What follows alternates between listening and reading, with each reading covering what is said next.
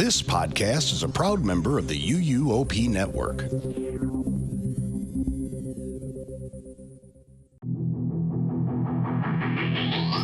best friends talking about whatever, never making small talk or talking about the weather. It's stuff we know you like and want to remember, like classic tourist traps and buildings that look stupid. Theme parks and rides and water parks and slides. Gaudy decorations equals big dumb stuff. Themed restaurants, comic cons and haunts. Here's a list of other types of big dumb stuff. Mini golf, souvenirs, toys and games, fast food chains, dinner shows, or relief. Anything that makes you feel just like a kid is big dumb stuff. Hello and welcome to a new episode of Big Dumb Stuff. And today we Wait, who are we? Oh, sorry. My name is Kyle. My name is Kenneth. We're friends first, roommate second. And today is a very spooky day. It is. Can you feel it? It's gloomy. It's dark. We're recording this from the shadows. From the Shadow Realm, I believe is what it's called. The Shadow World. The Shadow World. Yes. Which we will find out about. Yeah. Because today's spine-tingling episode is about Universal Horror Unleashed in Las Vegas. Viva Las Vegas. Nevada. Part of our 6-part Vegas Las Vegas episodes. Yes. We went to Las Vegas for 5 days, and Yep. we are getting 6 episodes out of that. 6 episodes out of it, yeah. So that's pretty dang good. Pretty darned good, if I do say so myself. Yeah, I think so. Yeah. Well worth the trip and well worth the money. Yeah. To get 6 spine-tingling, thrilling episodes of this dumb podcast. Well, 3 out of 6 of them are going to be. I know that. Spine tingling, at least. Oh, and spine hurting. Yeah. Yeah. But, yeah. But yeah, so this is the episode. We're talking about Horror Unleashed, and that's very big and thrilling. And of course, everyone's favorite game at the beginning of every episode of Big Dumb Stuff. It's we hate Inside the Magic. You inside the magic. We hate you so much. And I have a spooky one. Oh, okay, good. Yeah. Let me get it. I forgot about it. Okay. So, Inside the Magic, we hate you. This is an article that you posted, and it's bad. Maybe this game can be called Mislead the Magic. Maybe. Yeah, I don't know. That's all they do, though. Yeah, all they do is mislead the public with their headlines. Yeah. I go to them for zero news. Yeah. Only to make fun of them. Yeah. So, they post. Disney announces end of Halloween. Schedules removal of all decorations. And this was posted like beginning of August. Okay. So I assume this is just an announcement of when the Christmas holiday things will begin. Yep. This just means the night after Halloween or the night after Mickey's Not So Scary, they will take the Halloween decorations down. Yeah. They're not cutting anything short. Nope. They're not canceling Halloween. This makes it seem like Disney announces the end of Halloween forever. Right. That's it. We're not doing Halloween anymore. And one of our most profitable events. One of 2. And we're so mad that we're just going to schedule the removal of all the park's decorations. Every single park, all the decorations are gone. Yeah. That's it. Halloween's over. Are you happy now? Yeah. Happy now, people who think that Harry Potter is, well, not, it is evil now for reasons other than what people thought it was when it first became popular. Right. But yeah, now. Not because of the witchcraft. No. Yeah. Because of the evil. The evil, the true evil of the creator. The creator. Its creator, who is actually, there is no creator. No. Yeah, I'm Harry Potter. Harry Potter is like a folklore, like Bigfoot. Like Jesus. Yeah. Yeah. It's just came out of a nowhere. character that exists in the public consciousness. No one knows where it came from. Nope. Isn't that cool? That's so cool. Yeah. But he has nothing to do with Universal Horror Unleashed. No, not at all. Yes. So we made this trip specifically for this. Yeah, and it was kind of the thing at the end of our trip that every other thing we did was like man, I can't wait to get to Horror Unleashed on Friday. Yeah. Of our trip. It was August 22nd when we went. Mm-hmm. And yeah, it was like the headliner, the end cap. It was the Chris Angel Mind Freak. It was the what's his name? What's the other big magician? David Copperfield. It was the David Copperfield of our trip. Yes. Universal Horror Unleashed. That's right. And of course, if you're listening to this and somehow you don't know what that is, this is a new year-round haunted house attraction from Universal that opened in Las Vegas. Not just haunted house, haunted experience. Yes, it's multiple haunted houses inside of this big warehouse. Yeah, from the creators of Halloween Horror Nights. Mm-hmm. But for the first time, and this is something they've talked about in their own marketing on the official Universal podcast, which actually I was like, you know what? That's a good point I hadn't thought about and makes me more excited about this, is Halloween Horror Nights happens in Universal Studios Hollywood and Florida. And those parks exist otherwise outside of that. So Las Vegas does not exist unless there's a Halloween thing. Yeah. Horror Unleashed is a building that was built specifically just to be this. Right. There's no theme park around it. Right. And it doesn't change throughout the year and go away and become regular, Minion Land or whatever. Right. Like it just is always this, and it is built to be this specifically and exclusively. Yes. And I was like, that's actually a really cool opportunity, I think, for the people making this to make the most out of every inch of this place and make it the most ultimate, universal horror experience that you could ever hope for. Yeah. And that's what we thought going in. Yeah. Is that what we thought coming out? No. Stay tuned. Oh, maybe. Stay tuned. We'll see. You'll have to wait till the very end unless you heard what I just said. Yeah. So yeah, we show up at Area 15. We get dropped off by the Uber, and our entry was for 3:00. Yes, and so this is a new section of Area 15. Yeah. So they're dividing it into two zones now. So it's Zone 1 is where the main big building for Area 15 is. Yeah. Which is that and Omega Mart. Omega Mart, and there's also the Illuminarium and the John Wick Experience are also at District 1. 3 little buildings around it. And there was another one we didn't walk far enough to look at. Yeah, I don't know if there was another. We started walking towards it, and then I said, I think this is nothing. And then oh, we that turned building. around That might away. have been something. I don't know. It might also just be storage. Yeah. Because that open area next to it seems like something we're not supposed to go to. Dead storage, perhaps? Oh. No, because that's in there. That's something else in this episode. Yeah. So you have to take something called the GIT. The ground inter-district transport. Right. And everything at Area 15 I love. Yeah, Area 15. The lore of it, in a way, it just is a place, everything that you see says Area 15, and then it says underneath does not exist. Yeah. And I like that. And it is very much a space where you can tell they kind of just let art, creative artist people kind of just go wild. Just do whatever they want. And there are a lot of art pieces kind of in front of and around the building, outside and inside, even that are then the walls and stuff. Yeah, that are then labeled with what this piece is called and who made it. Yeah, and that's just it's cool. So cool. Yeah, yeah. And you'll hear a lot about that in our Omega Mart Meow Wolf episode. Yeah, because that's really more where we explored the original District 1 of Area 15. But this day, we got on the GIT. We got right on the GIT. And it has a cute little song that it plays.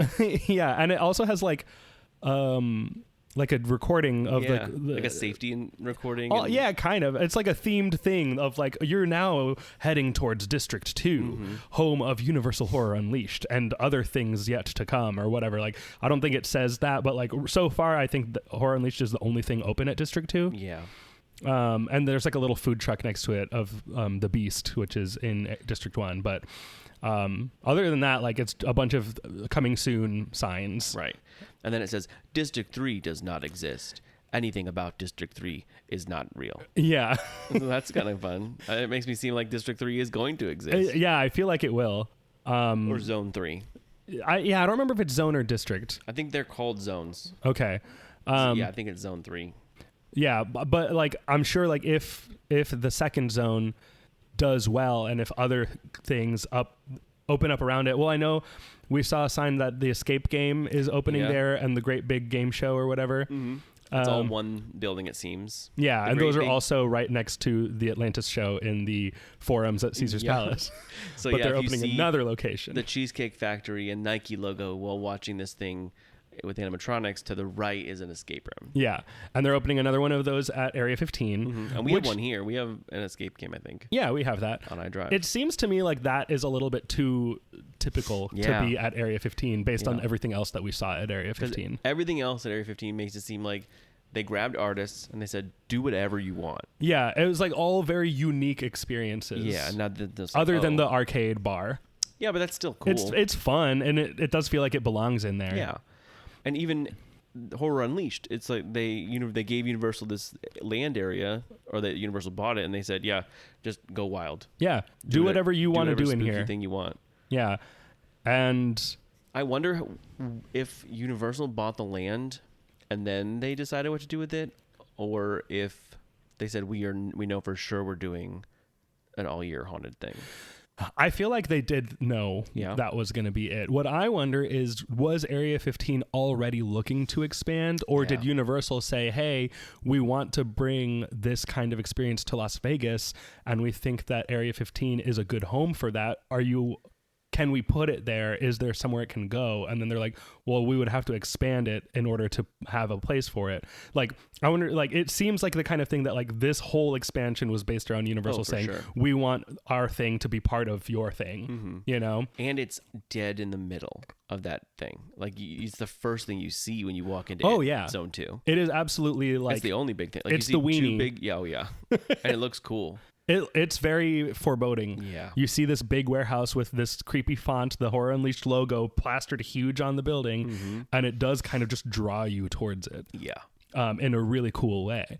And something I realized after talking about it that's really different, because I remember hearing also on the Discover Universal episode about this, that the creators were saying, like, even finding your way into the building is part of the experience, because you don't really see an obvious entrance, which I feel like we did see an obvious entrance, but I think what they mean by that is, like, there isn't a big box office outside. Right. You know what I mean? Like, you look at this building and you're like, am I supposed to go in there? Like, and it doesn't say on the building, this is a giant all-year haunted attraction. Right. It just says Universal Horror Unleashed. Yeah, and if you know what that is, you're like, cool, here I am. And if you don't, I feel like it does raise questions of, like, what is this?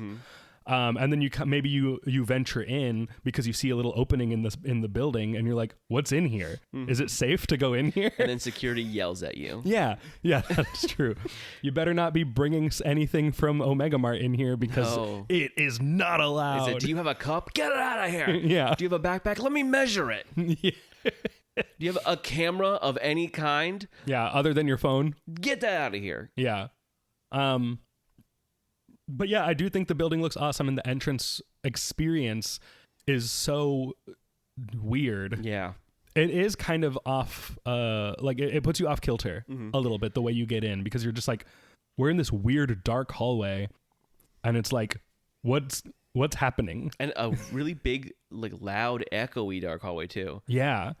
So I kind of like that entranceway. No, I do like, too. It didn't occur to me until today that I was like, there's no big box office or, like, obvious thing of, like, here, this is where you go, other than, like, the sign on the wall. But, like, yeah, it doesn't look like an attraction. Yeah, and even once you get in, you can't see the whole thing right away. No. Once you're through, like, even getting your ticket, through security, you have your ticket, and you walk in, you still have a little minute before. Yeah, because you get past security, bag check, and they're thorough. Yes. Like, this security is taking it so seriously. The security presence in this place is intense. And it should be. Yeah, it made me feel very safe. I'm glad it is. Yeah. For us and the performers. True. Yeah, that too. But yeah, you walk in, you get past the security, and there's a tiny little window on the corner on the right, and that's the box office. And there's a stanchion that's in the way that you can't really get there. You have to, like, go around that. And then to the left are some lockers. Yep. So that if you do have, like, a camera or bags that they won't let you bring in, you can get a locker. I don't know if those are paid. I imagine they are. I think they are, yeah. Probably. We didn't need to use one, luckily. No, well, we almost did.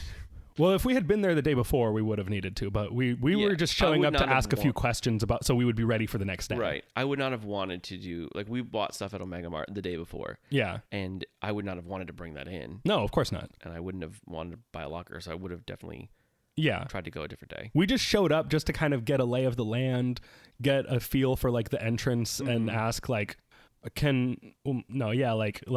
what's the deal? What's going on in here? And we'll be back tomorrow, but we just have questions about this. And they did not like that. No, they hated that we were there. And they were like, you can't bring any of this stuff. We're like, we're not. We just want to talk to We're coming somebody. tomorrow. We have tickets for tomorrow. We just have questions. Yeah, and they're like, you have an empty aluminum like beer cup from Omega Mart? Yeah. That can't be anywhere near this building. But it's cool. It's aluminum. It says Area 15. They're like, we don't care. Yeah. Get that out of here. But anyway, we get our tickets. We had bought our tickets online, and we went to the window to get paper tickets because that's a nice little souvenir. Yeah, it's cool. It's free. Yeah.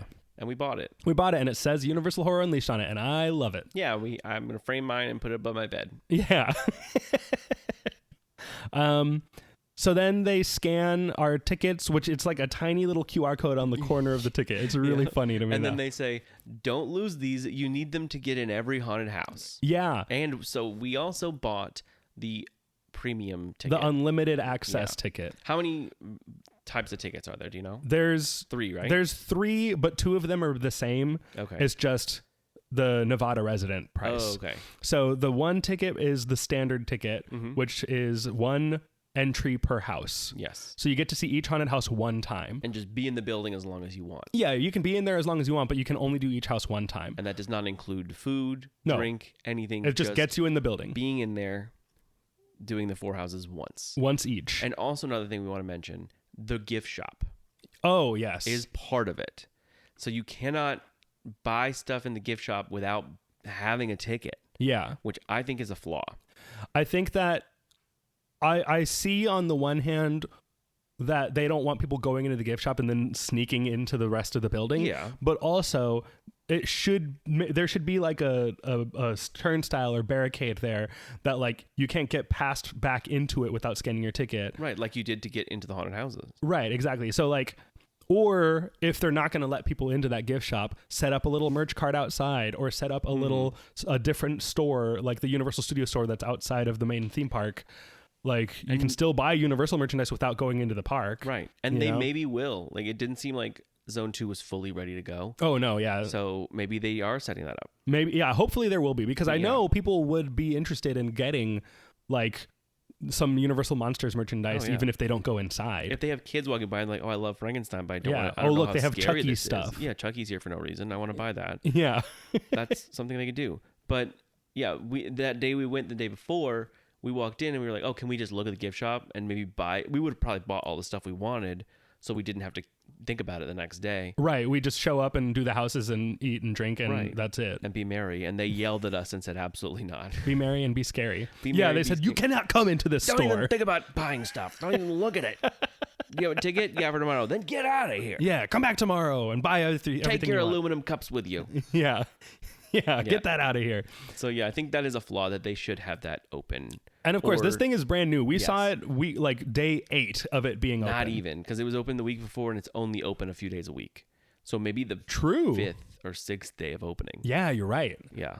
So it's evolving as anything, as any theme park does. The first day is not the final product. No.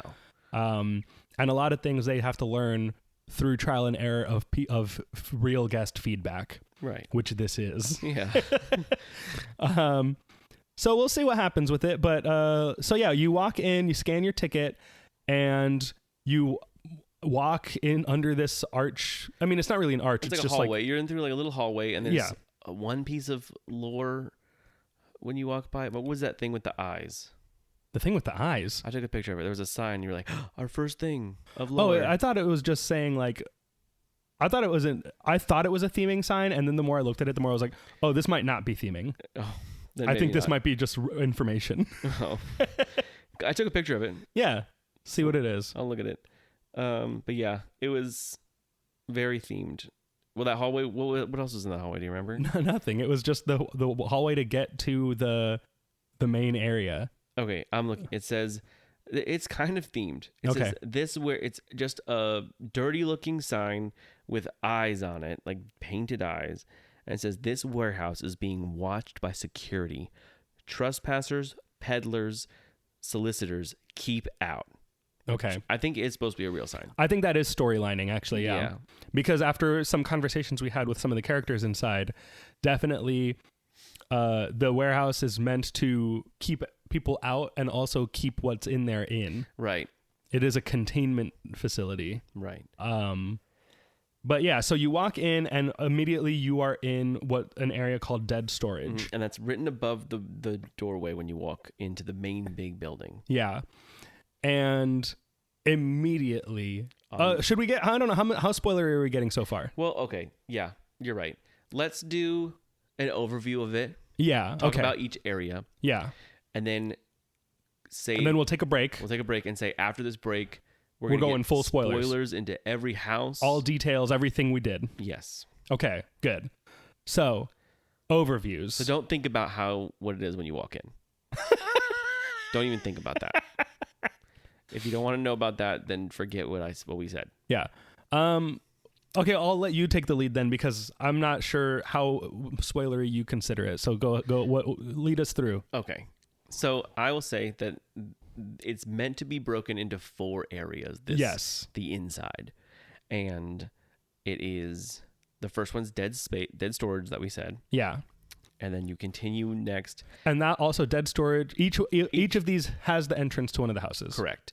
And they're saying that, so the backstory is that you're stepping inside of this building and you'll find yourselves in Warehouse 25.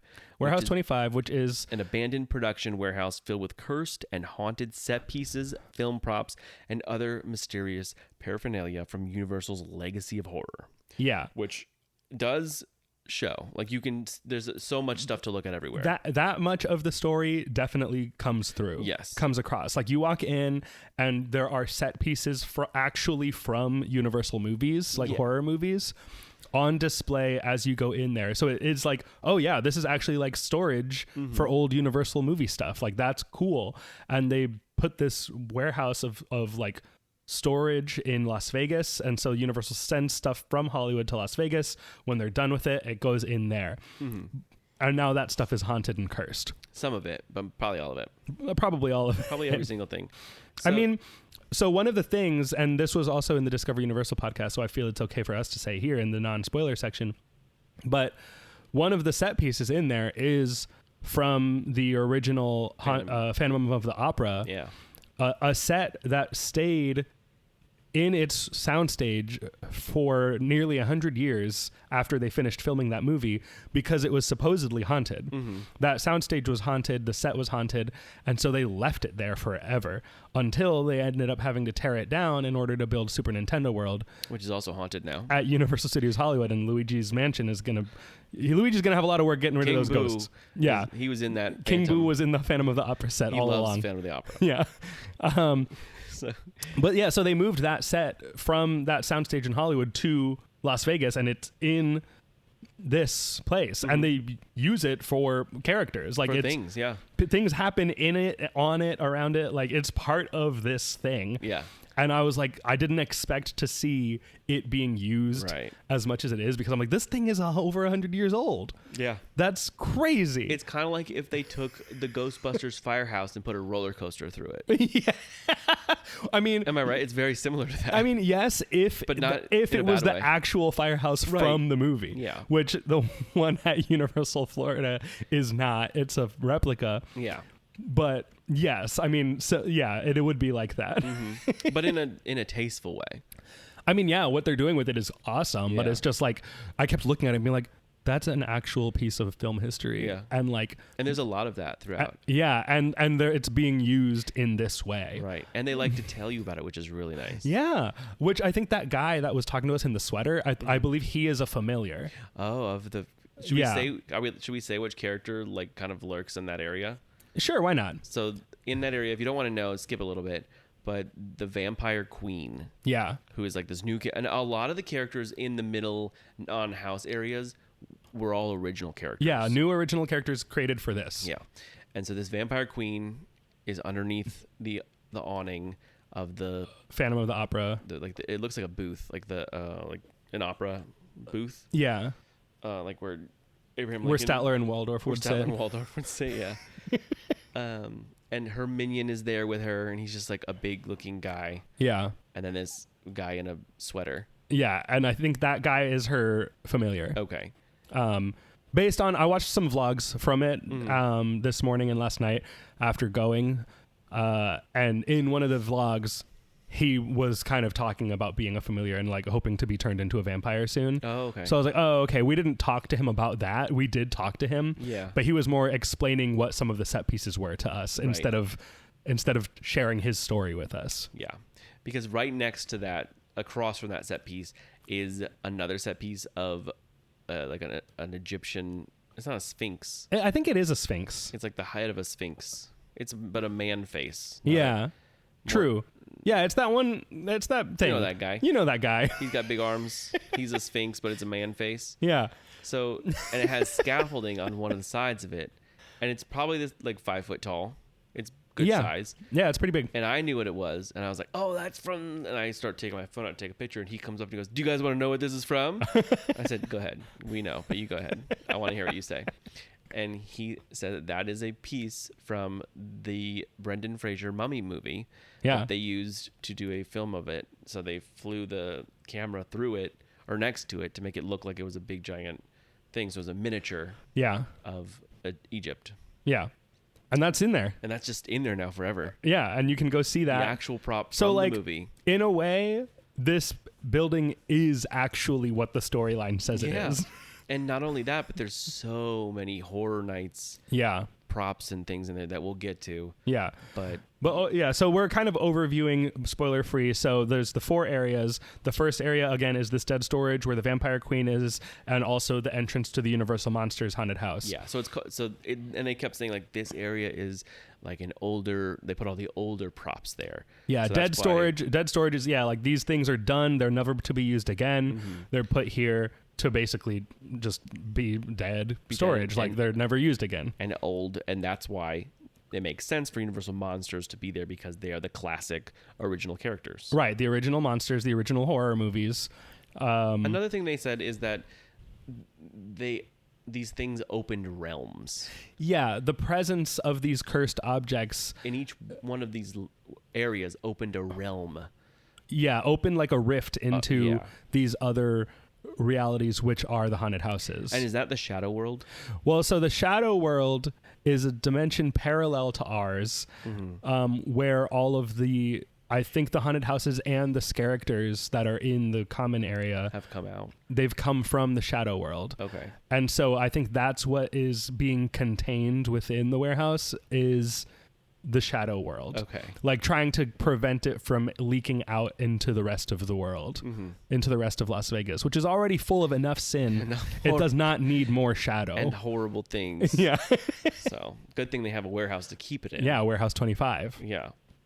I'm curious to see if Warehouse 25 is kind of folded into any HHN Orlando storylines. That'd be cool. I would like to see that. And I wonder, why do you think they picked 25? I think maybe it seems like a lot of this is from Horror Nights HHN 25 itself. Yeah, true. And they maybe started designing it then, just did that, and also knowing it's going to open in 2025.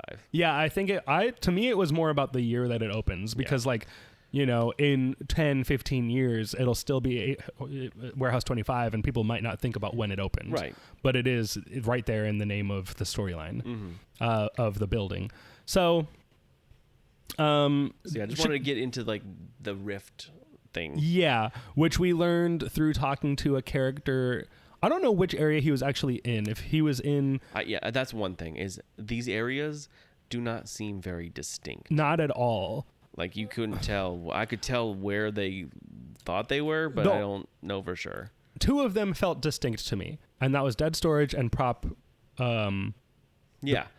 Warehouse or whatever. Should we just name all 4? Sure. So Dead Storage is the first one. Yeah. Next is called the Kill Vault. Yeah. And then... I think the Kill Vault is where the boiler bar is. I think so too. That and also the Texas Chainsaw Massacre house entrance. And other than that, I couldn't tell you what are the defining features of the Kill Vault. No. And Also these portals, in a way, these rifts don't seem very adamant. Like you can't tell. It's just like, oh, there's the entrance to Yeah, this it just haunted looks like house. the entrance to a haunted But house. it looks cool. Yeah. But I wouldn't say that's a rift or a portal. No, and I don't know how much it's supposed to be a portal. Yeah. Like I feel like the rift is the whole area. The whole place is this rift is kind of like intermixing with our reality, you know? But yeah, okay, so next is the prop graveyard, Prop graveyard, that's it. and that's all I have. And that's where the shipping- exorcist believer is. Shipping and receiving is the last one. Yeah. And that's where Scarecrow the Reaping is. Right.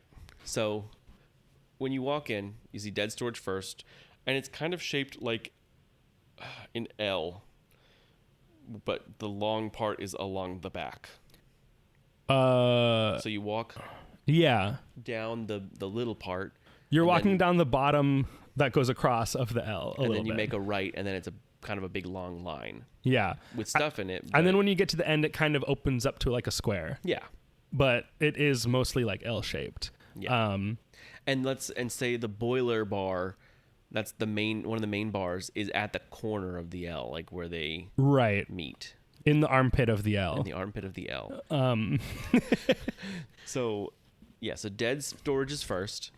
Then after that is kill vault, and we consider the boiler and the Texas Chainsaw entrance is part of that. Yeah. And the little stage where like the individual acts Oh yeah, happen. but there's a couple of those throughout. Of those little stages? Yeah, like there's one in front of monsters Oh, there was? to the left. Yeah, Oh, I didn't see I that. saw a little dancer. Oh, I didn't see that. Yeah, it was quick. Oh, We saw the okay. end of it. I don't know where you were. No, me either. In a rift. I fell into the shadow world completely Yeah. at that point. Okay, cool. But yeah, I think, and then Scarecrow, I saw like really quickly someone doing something, and there was people around it, and I couldn't get there quick enough, but it ended. That's cool. Yeah. I like that, knowing that there is more spaces where things like that happen. That's actually really cool. But we can get into some of those later. Yeah. But yeah, so then the kill vault, and then you make a right along the boiler, and then go straight, and then you're in kind of like an alley. I would say there's a roof on that, right? Which part? The prop graveyard. There's not a roof on the prop graveyard. No. But it is It felt tighter. It is narrower. Yeah. It's more like a hall. It is kind of like an alleyway. It's little it's hallway. like a hallway that connects the kill vault to the shipping and receiving area. And on the right is the entrance to the Exorcist Believer. Yeah. And on the left are just a bunch of props. And there's props along the walls as well. On both sides. On both sides. So you're walking through props, and then a big hole in the wall where Exorcist is. Yeah, and there's even props above the Exorcist entrance. Like shelving and everything. Yeah. And then you keep going straight, and then now we're technically in shipping and receiving. Yeah. But they're not huge. No. They're not very big. Really, I think like the changing in the lighting color is really Yeah. the only thing. And there are signs, like it posts where you're entering a new one, but the signs are really easy to miss I because never they're saw just. Kill Vault. I found the Kill Vault sign. Okay. It's like right after the Universal Monsters. Or Prop Graveyard. Prop Graveyard I saw. Maybe I did, but I don't remember. It was okay. So the Kill Vault sign was on the wall next to the monsters entrance, like literally right next to it. to the right of it? Yeah. Okay. And then that corner, you know how like it cut back behind the boiler bar? Mm-hmm. Before it goes to cut back, was the prop graveyard sign painted on the wall there. Okay. Yeah. And like you were saying with the colors, the dead storage is very white, like lighting, I would say. Not it bright, was- but No, it was like cool colors. Cool, it was yeah, like blue bluish. purples type of colors. yeah. And then Kill Vault is red, Yeah. just red. And then green for prop graveyard. Yeah. And then shipping and receiving was just kind of lit. Yeah, I didn't really have specific color. Yeah, I feel like it was more Yeah, yellowish. because of Scarecrow and also the Jack's Alley bar is back there. Mm-hmm. Yeah, so then, okay, we keep going, and now is a big open area Yeah. where shipping and receiving is, and there's a little shipping and receiving kiosk Yeah, like the clerk's desk. to the left, and then there's big garage doors to the left, Yeah. and that's the big restaurant, the main restaurant called Premier House. And then to the right are cargo crates stacked up, Mm-hmm. and those are Jack's Alley, which is the other bar. Yeah. And then And in front of that is a stage. A stage with Jack's big face painted on the back of the stage. Yeah. And then Also, we missed Rough Cuts. Oh yeah, which is the quick service restaurant window. We're not like fully going. We're just giving a like lay of the land for everybody to think about. Yeah. Rough Cuts is like on the left before you go into the prop graveyard. So I do think it is technically part of. Oh, definitely, it's the slasher. The kill vault. Yeah. And then on the right, after prop graveyard, is Scarecrow right before Jack's bar. Yeah. And I think it's just called Jack's bar. Jack's Alley. Jack's Alley, but then I thought it said Jack's bar. Maybe not. I think it's called Jack's Alley. Jack's Alley bar. Yeah. I'm looking at it. There it is. But yeah, should we just go through each house? Like we'll just say that sure, they're there? Spoiler-free reactions to the houses. Mm-hmm. I will say that if you went through the 2019 Universal Monsters house, let's say for all of these. For most of these houses, but specific for monsters, because there have been so many monsters houses, it's like specifically the 2019 one. And then for the rest of these, if you saw that house when it was at Universal Horror Nights in Orlando, like these houses are basically essentially those same houses, yes, just built more permanently and with some changes, but like I would say like 95% the same. Right. And that is a big thing of what didn't really like. I do like that. I liked it. I like knowing that if I ever wanted to go in the Universal Monsters 2019 house again, that it's there. Yeah. But I didn't like walking through it and saying, oh, I know what's next. That didn't bother me. A little, I don't know. It did a little bit. Knowing that they could have done anything with Universal Monsters, that they just decided to redo them is my flaw to me. Same with like Exorcist, they have now seen the movie and can change things. I feel like they did change things in Exorcist Believer. Yeah. They like got rid of the things that were in the house that weren't in the movie. Mm-hmm. They didn't the things that were in the movie and fixed it. Yeah, and they like added more characters that were in the movie that were never in the house. Yeah. So like I feel like they were like, okay, it's this house, it's still the but same how can we bones. make it reflect the movie better? Because that house existed before the movie ever came out. Yeah. Like Horror Nights ended before that movie came out. Yeah. So. No, it did. I think it came out during. Yeah, because we went. Yeah, it did come out during. Yeah.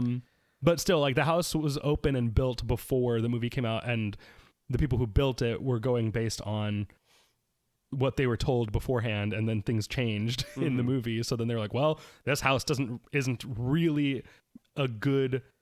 It has things in it that aren't in the movie, you know, basically. And now this one doesn't really feature as many things that are not in the movie. Right. So that's good. They like made little changes here and there for that one. Texas Chainsaw felt like a good combo of both of the two more recent Texas Chainsaw Massacre houses. More the newest one than anything, but it's the best parts of those, and then the best parts of the other one, I would say. Like seeing those locations. Yeah, some of those rooms were definitely lifted straight out of the original house. Yeah. And then also of this newer one from 2021. So that was cool. That I liked that one did basically build a new house out of old pieces. Yeah. So that's cool. And then Scarecrow the Reaping, I think that one was very similar to the 2017 house, but there were definitely some differences, but there were also very, like, I recognized this classic scare from this house, and then they did it the same way, and I'm glad to see it here again. Yeah. You know? But there were some differences, and some of those differences were incredible, very cool. But I guess let's right now I'm kind of trying to like overview. Yeah. And then we'll go in now each house one at a time, like our general thoughts on it. So in the order that we did them, would you want to put them in order of your favorite? It's tough. I have a little bit. You go for it. So I think my number one is very close tie between Universal Monsters and Scarecrow the Reaping. Yeah, me too. Those are my top two. Me too. But it just depends, because I love the monsters and I love being in their world. Yeah. And that 2019 house is so good. Yeah. So it's fun to see it again in a different light. Definitely. And that's why it's up there. And then I think, honestly, Texas Chainsaw is next for me. Oh, really? Yeah. I think for me next is Exorcist. I like Exorcist better than Texas Chainsaw, I think. To me, it's like 2 and 2. Like I like them both equally in those two parts. Yeah. Whereas Scarecrow and Monsters are equal to me, and I like them the same. Yeah. Same with Exorcist and Texas. Yeah. They're both kind of the same vibe, and I like them both in the same way. Yeah. But yeah, I agree. It's 2 tiers, and our tiers are the same. But I do think I liked Exorcist a little bit better. I don't know. It was scarier to me. Yeah, Texas Chainsaw Massacre, it wasn't scary to me almost at all. Yeah. And one thing about it being built more permanently and with more, like, I don't know, like care, I guess, in this setting is like those houses the first time felt so like dirty, and this felt clean. Yeah, all of them. Which in most cases didn't hurt the house, but in Texas Chainsaw Massacre I was like, this feels too sanitized. Yeah. You know, like this should feel grimy and gross and dangerous. Yeah. And it doesn't. Yeah. And Exorcist also felt a little bit more clean, but I don't know, like it didn't hurt the house for me. Like I did think it was a better house here than it was in Orlando. Yeah. And one thing, there was still smells. Yeah. Not as crazy. No. I don't want to get too into the smells, but there are smells. They did use smells. And another cool thing is, they're all in this one building. So I was wondering, will you be able to hear like people screaming throughout this whole building? Oh, yeah. And you really can't. Yeah. The sound bleed is not bad. Yeah. We could hear when we were like waiting in line for some of the houses, you could hear people in the house screaming. But barely. It's just like but other crazy than that, people screaming, not everyone. Right. It's like people who are going to scream like that if anybody pops out, no matter what. I walk by them and they scream. Like, that's just what they're going to do. And it was in the Texas Chainsaw one. Yeah, that's really the only one where we heard. Yeah. And that's because that one, the queue area was so open that like the sound just carries up over the walls of the house into the waiting area. And another thing is that they pulse you through these houses. Oh, yeah. And that's really good. That's really good. Honestly, being able to go through a Halloween Horror Nights house with just your group is such a rare experience that so far in Orlando, the only way to do that is if you go to Premium Scream Night. Or like at the end of the night, maybe in certain houses. I guess so. Or right in the beginning of the day on certain houses. But it's very rare. Yeah. And so here, that is the experience. Yeah, 100% every time. Yeah, and that's great. Yeah. It's great to be able to go through a house and it's just you and your friends. Yes. And I will say, like, I don't know. It's hard for me to judge whether or not this was scary because as soon as we were in there, I was like, this is a universal Halloween haunt and I feel safe here. Yeah. You know, like I feel at home, I feel comfortable and like I just know I'm in good hands, so I don't feel like uneasy. Right. Whereas like other haunt attractions that we do outside of Universal or the scary escape rooms that we did, I feel completely on edge because I'm like, I don't know what rules you play by, you know, but I know what Universal does, so I feel very comfortable the whole time. Yeah, I would definitely agree with that. Is like we did 3 horror escape rooms, and those I was scared in those. And walking through Horror Unleashed, I was not scared at all. No. But I was happy. Yeah. I was thrilled to be there. Weird. We're different. Right. We're built different. I do think that the typical person would be scared in this. I mean, we heard them. They were screaming. Yeah. It seemed we were definitely the minority of people who were going through and not scared. Yeah, we're weirdos that clap at them like nicely. Oh, great scare. We love that. Yeah, and if they do scare us, we're like, oh, good job. Good job. That was good. Yeah. Thank you for that. Thank you. But yeah. The horror escape rooms, we'll compare at the end. Yeah, at the end of that episode, I think we'll compare better. Yeah, because that episode is yet to come. But yeah, it's hard for me to say how scary these are, and I do like we stayed there for 7 hours, and I felt so comfortable and at home. Yeah, we were just talking to everybody and hang. Yeah. We wanted to get the most out of it. We wanted to talk to all these characters. Yes, and get story. Really get the full experience. Yeah, we paid for it, so we want to be in it. Yes, and we didn't really have anything else planned that day on purpose, so we could do this. Right. We wanted to eat there, drink there, and see everything. and see Yeah. everything multiple times because we bought that separate ticket. Right. We got the unlimited. So I was like, we got to see each house at least twice, yeah. hopefully 3 times or more. We're going to watch whatever shows they have. We're going to eat whatever food they have, go to the bars. Like, we're going to do the full thing. Right. So we allotted that time and ended up spending that whole time there. Yeah. I definitely say we got our money's worth. Yeah, I think so. But yeah, so that's the houses. And another thing about the houses is that in Horror Nights, you go to Horror Nights and you get in line for the house and you're outside in front of the music plaza, or you're in a sound stage. You're in this main building, and once you get in the line is themed to the house you're going to. Yeah, going through. So, like, what would otherwise at Halloween Horror Nights be the facade? Yeah. Now that's the queue, and you're in it. It's not just in front of you. It is an environment that you are actually completely inside of. And that's so cool. Very cool. And at some points I was like, is this the house? Are we in it? No, this is the queue. Oh, okay. No, yeah, we're not in it yet. Like, that Exorcist queue made me that actually did make me a little bit nervous as we were walking through it, because I was like, I don't know what's going on. And then I realized, we're not even in the house yet. And this is scary. Yeah. Like, this is awesome. Yeah. Is it spoilerly to tell everybody right now what the queues look like? Or? No, I don't think that's spoilery. Okay. No. So, yeah, I think we should wait. We'll wait just in case they don't want to know. Sure, okay. We'll tell them later. Well, after the break, Yeah. which is not now. No, not right now. We'll tell you about those cues after this. Coming up soon, we're going to take a break. We're going to eat ice cream. Maybe. But yeah, we're eating ice cream. And then we'll come back and do spoilers. But what's not spoilery? We can talk about The restaurants. the food we ate. Yeah. Yeah, So let's talk. Let's do restaurants and bars. Yeah, bars and restaurants.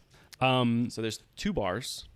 2 bars and then 2 restaurants, one of which also has a bar inside of it. Correct. So there's the Boiler Bar, which is the first one you see when you walk in. It is kind of the centerpiece of the whole indoor area. Yeah. I would say that whole indoor area has 2 main focal elements. One is the Boiler Bar, and the other one is Jack's stage. Yes. Where the Jack and Chance show happens. Yeah, and everything else is like small but cool. To like, you keep staring at something, like, oh, whoa, there's this, and then, oh, look at these little details.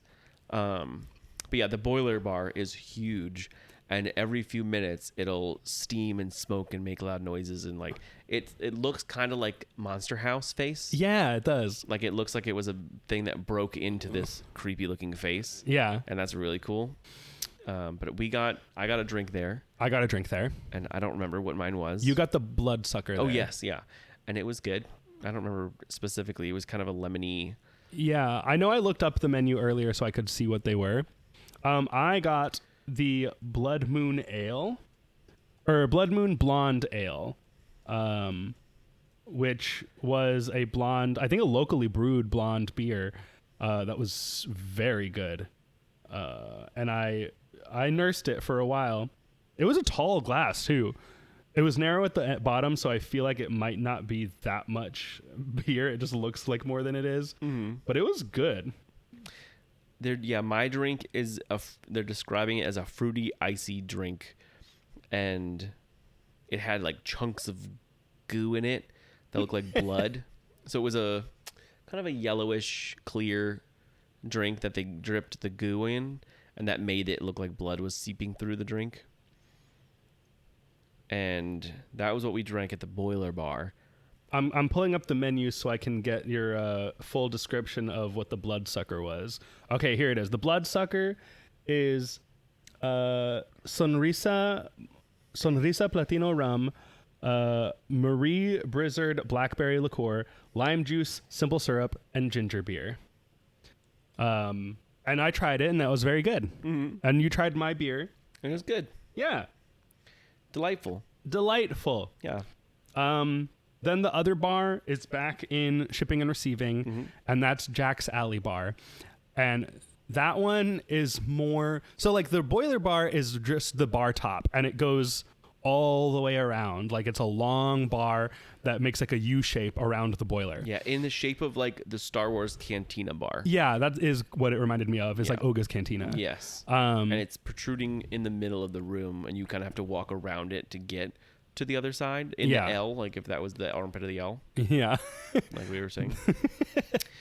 But then Jack's Alley Bar is more set up like a typical bar that you would walk into anywhere, where there's a straight bar on one end, and then there's a bunch of tables in the middle, and then at the other end there are booths. Like in the shipping crates. Yeah, you're in these big shipping containers. With like cool graffiti and Jack and Chance graffiti all over, and yeah. it's cool in there. The atmosphere in there is very cool. The atmosphere all around was very cool. Yeah, Just but like being in it, as soon as we walked in, we were like, oh, okay, this is cool. like if they built a replica of Jack's Alley Bar in Orlando, I would be hanging out there all the time. Yeah. Like, Even the boiler. I mean, yes, the boiler, but like Jack's Alley Bar feels like you could cut a slice of the cake. Yeah. And like take just that whole bar pick out. that up and put it somewhere else. That's and like true. that bar could stand alone by itself, and like the Horror Nights community would live there. Yeah. Like they'd eat that up. Yeah. Like it felt like, I guess, a bar in Sting Alley, like because it's so secluded Yeah. and it's on its own. Yeah. And there we sat there for a little while, and you did get a drink there as well. Do you I got remember? Jack's Juice. Jack's Juice. And that was we both took a sip of it and said, this is a Horror Nights drink. Yeah, it feels like a Blinky Cup drink. Yeah, there's no other way to describe it. Just a sweet little fruity Jack Horror Nights drink. Mm-hmm. And that's one thing is they did not have any souvenir cups. Do you think they'll eventually have Blinky Cups? I hope so. 'Cause If they we do- asked them and they said maybe. They said "We think-" not yet. They said not yet, meaning it could be coming, could not. Yeah. But I feel like they will. Why wouldn't they? I feel like a Horror Unleashed Blinky Cup is missing from my life. Yeah, and I need it. Something I would have gotten 100% if it was there. Yeah, But I didn't think about until right now. there's a couple things that if they would have had them, I would have bought them. Yeah. But it seemed like not everything was there yet. Or it was already sold out. Yeah. But yeah, so that's the Jack Bar. And one interesting thing about the Jack Bar is that there's above the bar a little stage Yeah. between the shipping crates. Yeah. And that's where the show starts. Yeah, because there is a show. There's one show. Well, What's there's it one called? big show. I don't think it has a name because I think it does.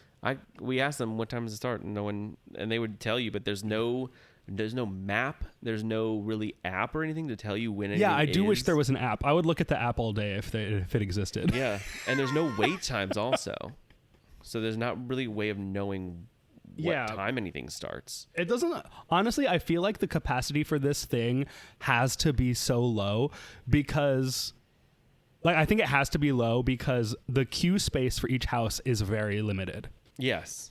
So, like, I don't think this thing can sustain many more people than we saw there. Yeah. Especially like at peak, like 8 o'clock hour when it was the busiest. I think that's literally the most people that can be in there. Yeah. Yeah. When we got there, it wasn't super busy. No, it was pretty empty. And then as the night went on, as it got later and darker outside, more people started showing up. And I was like, okay, now this feels like a hop in place. This is cool. Yeah. Now it's cool seeing people run and be scared of things. Yeah. I don't see a name of the show. I don't think there is truly a name for the show. But it just kind of happens. And it starts off in that bar above the bar. And it's, to me, the show, I don't want to get too much into the show, but it's like a combination of the Jack's Carnival of Carnage show and Nightmare Fuel. Yeah. And it is kind of like a diet version of both. Yeah. like the littlest parts of each. Yeah. But we'll get more into that after our ice cream break. Yeah, after we take our ice cream break. And so that's, I think, all we should say about the show. Yeah, we'll leave it there. Jack and Chance are in it. Oops, I said it. Yeah. That's it. And then there's Rough Cuts is the food, the quick service that's part of the Kill Vault. We didn't eat there. No, we walked by it and forgot about it. But it had things on the menu that looked interesting to me. They have a rib that is like the barbecue sauce is cherry Coke Oh, yeah. based. And that sounds really good to me. And like if we went back, I would definitely try that. Yeah. Like maybe like right as we got in, be like, I'm going to get a little snack before we get started. A little $17 snack Yes. of ribs. Just It's a quick- one giant rib. Is it really? Yeah. Oh, yeah. I'm looking at the menu right now. I don't see pictures, but that's crazy. So, yeah, maybe I wouldn't get it. If it's No. $17, that's insane. Yes. And then so that's called Butcher's Choice on the menu. And then there's handhelds, which is little sandwiches. Yeah. And there's like shoulders, parts and pieces, and grains and ears. and the ears is a corn thing, and then parts and pieces are as a sausage little sandwich, and then shoulder is like a pork sandwich. Yeah. So this is like more of a grab and go, it seems. Yeah, it's like your food cart that you would find at Horror Nights, like the outdoor food booth. To me, this looked like if you were in one of those food halls where there's multiple restaurants in them. Like East End Market in Orlando. Or it seemed like that, where this is one of those restaurants. Yeah. You just walk up to the window, order, and then the seating was like little barrels. Did they have physical seats? Yeah, there were little like bar stools. Okay, yeah, there's bar stools around the barrels with a tabletop on it. Yeah. And that was what and it was just a little corner. Yeah, and they're right next to the bathroom, so we sat there for a while. Every time somebody had to go to the bathroom, we would sit there and wait and watch these characters do their job. Yeah. Yeah. In the kill vault area. Yeah. Should we go through each little area and talk about the characters, or I think we're still talking about food and drinks. Oh, you're right. Yeah. We still have the main big one. The main big full service restaurant, and that's the Premier House, where we did eat. We had a nice full 3-course meal. And that was a place where we sat down at what time do you think? Oh, geez, I don't know. I didn't really keep track of the time ever. Okay, well, it was after we saw the 5:30 Jack show. Yep. So it must have been close to 6 o'clock when we sat down there. And we left at like 8 something. Yeah, we like stayed there for a long time. And we were like, and they're like, it's 8:50. I was like, no way. So it didn't feel that long. No, we were loving hanging out there. We were talking a lot to our server and our like the busser that was coming around and clearing plates off the tables. And we were just having long conversations with all of them about the fact that we're from Orlando and what we think of Halloween Horror Nights in Orlando and what we think of this in comparison, and just like lots of deep conversation with all these people. Yeah. And it was great. Yeah. And the food here was also great. So good. It was so good. I mean, like, and I described it on Rush of Fear as like, take that HHN food that they do at the food stands outside and like elevate that to a full service restaurant level. And that's exactly what this is. Yeah. Like bigger portions of what it would be. I mean, kind of. A little bit. But I mean, like, okay, so let's say what we got. Yeah. So for starters, there's 5 starters. There's 5 starters on the menu, but we got 2 of them. 2 of them. There's boiler bread, which is the garlic herb stuffed pumpernickel roll, served with a fiery paprika cheese sauce, a smoked paprika cheese sauce. Yeah. And then there's the cook's chili fries, which is chili and fries and shredded cheese. We did not get that. No. The crow's nest, which is the bourbon barbecue chicken lollipops, fried rice noodle nest, arugula, and sesame seeds. We did not get that. I want to try that though. That sounds does good. sound good. A pizza skull, which is, if you know what Horror Nights is, you know what a pizza skull is. Yeah, it's classic Horror Nights food. Yeah. Do you know how many are served with that? Probably 1. It's $12. Probably 1. Okay. I mean, I don't know. It's just a pepperoni and mozzarella little pizza skull. I think it's probably more than 1. I hope so. I hope so too. I don't know how much 1 is at Horror Nights. Is it like $8 probably? I don't know. I don't remember. Maybe you get 2.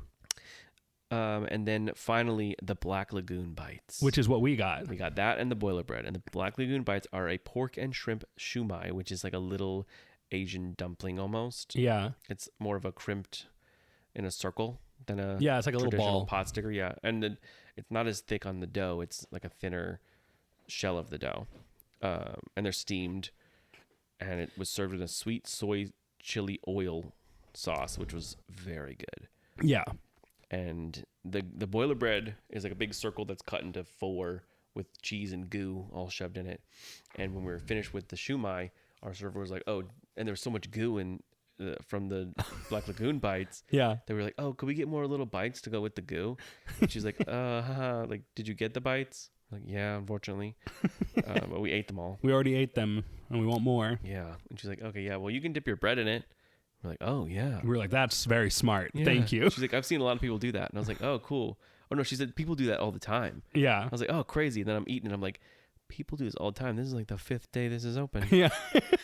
How often are people dipping their bread They're in doing this all day, every day in here. Yeah, but good. Even when it's on the 2 days a week when it's not open, people are going in there and dipping their bread in the sauce. They order these 2 specific appetizers. Yeah.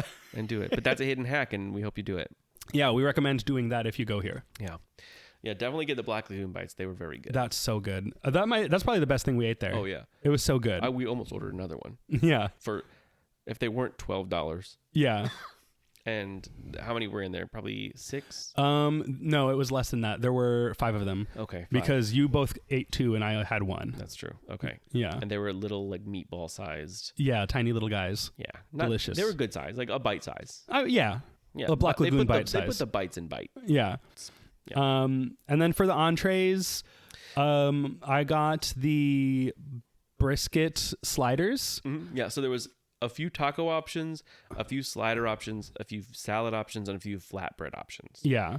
And you got the brisket sliders, brisket burger sliders, which were candied bacon, Swiss cheese, and crispy onions. And there was 3 of them. 3 of them. 2 of them were on black buns, and the middle one was on a red bun with Jack the Clown like stamped into the top of His it. little face. Yeah. For $16, 3 little sliders. Yep. And then Caitlin and I both got 2 different types of tacos, and there are also 3 of those. So there's funneled shrimp, which is funnel cake shrimp, cabbage slot, and a chili aioli. So shrimp that's like deep fried like a funnel cake. Yeah. So it kind of deep fried in funnel cake batter. Right. So good. Very good. And then at popcorn chicken sliders or tacos were with a honey sriracha, popcorn chicken, pico de gallo, sour cream, bacon popcorn, and onions. And if I did not try one of those. No. If I would have known about the bacon popcorn, I would have tried that separately. I didn't think about it, but it was all in one bite. Yeah. And it was good. Those were spicy, and the funnel shrimp had like a really sweet taste because of the funnel cake batter. Yeah. So it was just very interesting. Yeah. It was good. All of it was good that we tried. The one thing I didn't really like is the shell of the taco. Yeah. They were traditional taco shells, like not a fake like you buy in a store. So they fell apart kind of easily. Yeah, true. But you could tell they were really fresh and good, but yeah, they just fell apart too easily, in my opinion. Hmm. I like a fake shell, I guess. Your complaint is that this food was too good. Too fresh, too good. Get it out of here. I want fake. This quality is too high. Yeah. Get it down here for me. But keep the price $16. Yeah. Yeah, I think that the prices were a little high on all this stuff. Yeah, like I think so for the price too. of us coming in. Yeah. On top of that, spending another however much on food is a lot. I think maybe like the standard ticket costs whatever it does, and if you get the unlimited, it should include one food item. Yeah, or a discount. Yeah. Oh yeah, that'd be nice. Yeah. That's another thing I thought about, because I saw someone waiting at the end of a haunted house and then met their group. And I was like, did this person pay $60 to $100 and something to just be in here and not go to a haunted house? Right. So I think they should have, and they might eventually have layers of tickets or different tiers where you get an entry ticket or you get a ticket with the houses. Right. You can get a cheaper ticket where you don't want to do any haunted houses. Yeah. You just want to eat at Premier House. You just want to eat it from your house, drink at the Boiler Bar, watch the show, yeah, see the characters, but you're worried about the haunted houses. Like the first year I went to Horror Nights, I went in one haunted house. I went in 2 haunted houses. Yeah. Out of 8. So if someone goes in and goes in 0 out of 4, then they didn't get any money's worth. I do think that the like common areas of this thing are more scary and intense than the scare zones at Horror Nights are, because you're still inside and in a somewhat enclosed space. Yeah, and you can't really tell if like towards the end of the night when there was more people in there, sometimes you can't tell who's what. Yeah, who's this character and who's not. Yeah. And yeah, because you're inside, it's darker and the environment's more controlled. Yeah. So yeah, and something I noticed is that some of the characters, if they wanted to, had areas they can be in with what's called a trigger, where they can push the button and something happens and it scares you. Yeah. And if they wanted to interact with that, they could. And if you walk by and did something, it would scare you more. Yeah. But some of the actors also blended in really well with the environment. Yeah. And true. Do we want to get deep into these characters or wait until it's spoiler free? You know what? Let's take or spoiler version. Let's end the spoiler free discussion here. Okay. I think we've given a good overview of what this is without getting too specific into the details. We're an hour into this conversation. Mm-hmm. So I think now let's take an ice cream break. Mm-hmm. If you're listening to this at home, when you hear the music, you can pause it, get yourself a little ice cream, enjoy some ice cream with us. And then when we come back, we'll get into the spoilers and we'll do a full-on dive into this, okay? If you're driving, pull over to McDonald's, make sure the ice cream machine's working. Go find a fast food ice cream spot you can get to. Or even if you have to pull into like a 7-Eleven and get something out of the little ice cream cooler, get yourself a little ice cream sandwich. If you're driving next to an ice cream truck, Fast and Furious yourself over. Oh, yeah. And jump in it and get one and come back. And get a SpongeBob popsicle with gumball eyes. Yeah, because it's good, and you need to have it. And I scream, you scream, we all scream. At Horror Unleashed. At Horror Unleashed. After the break.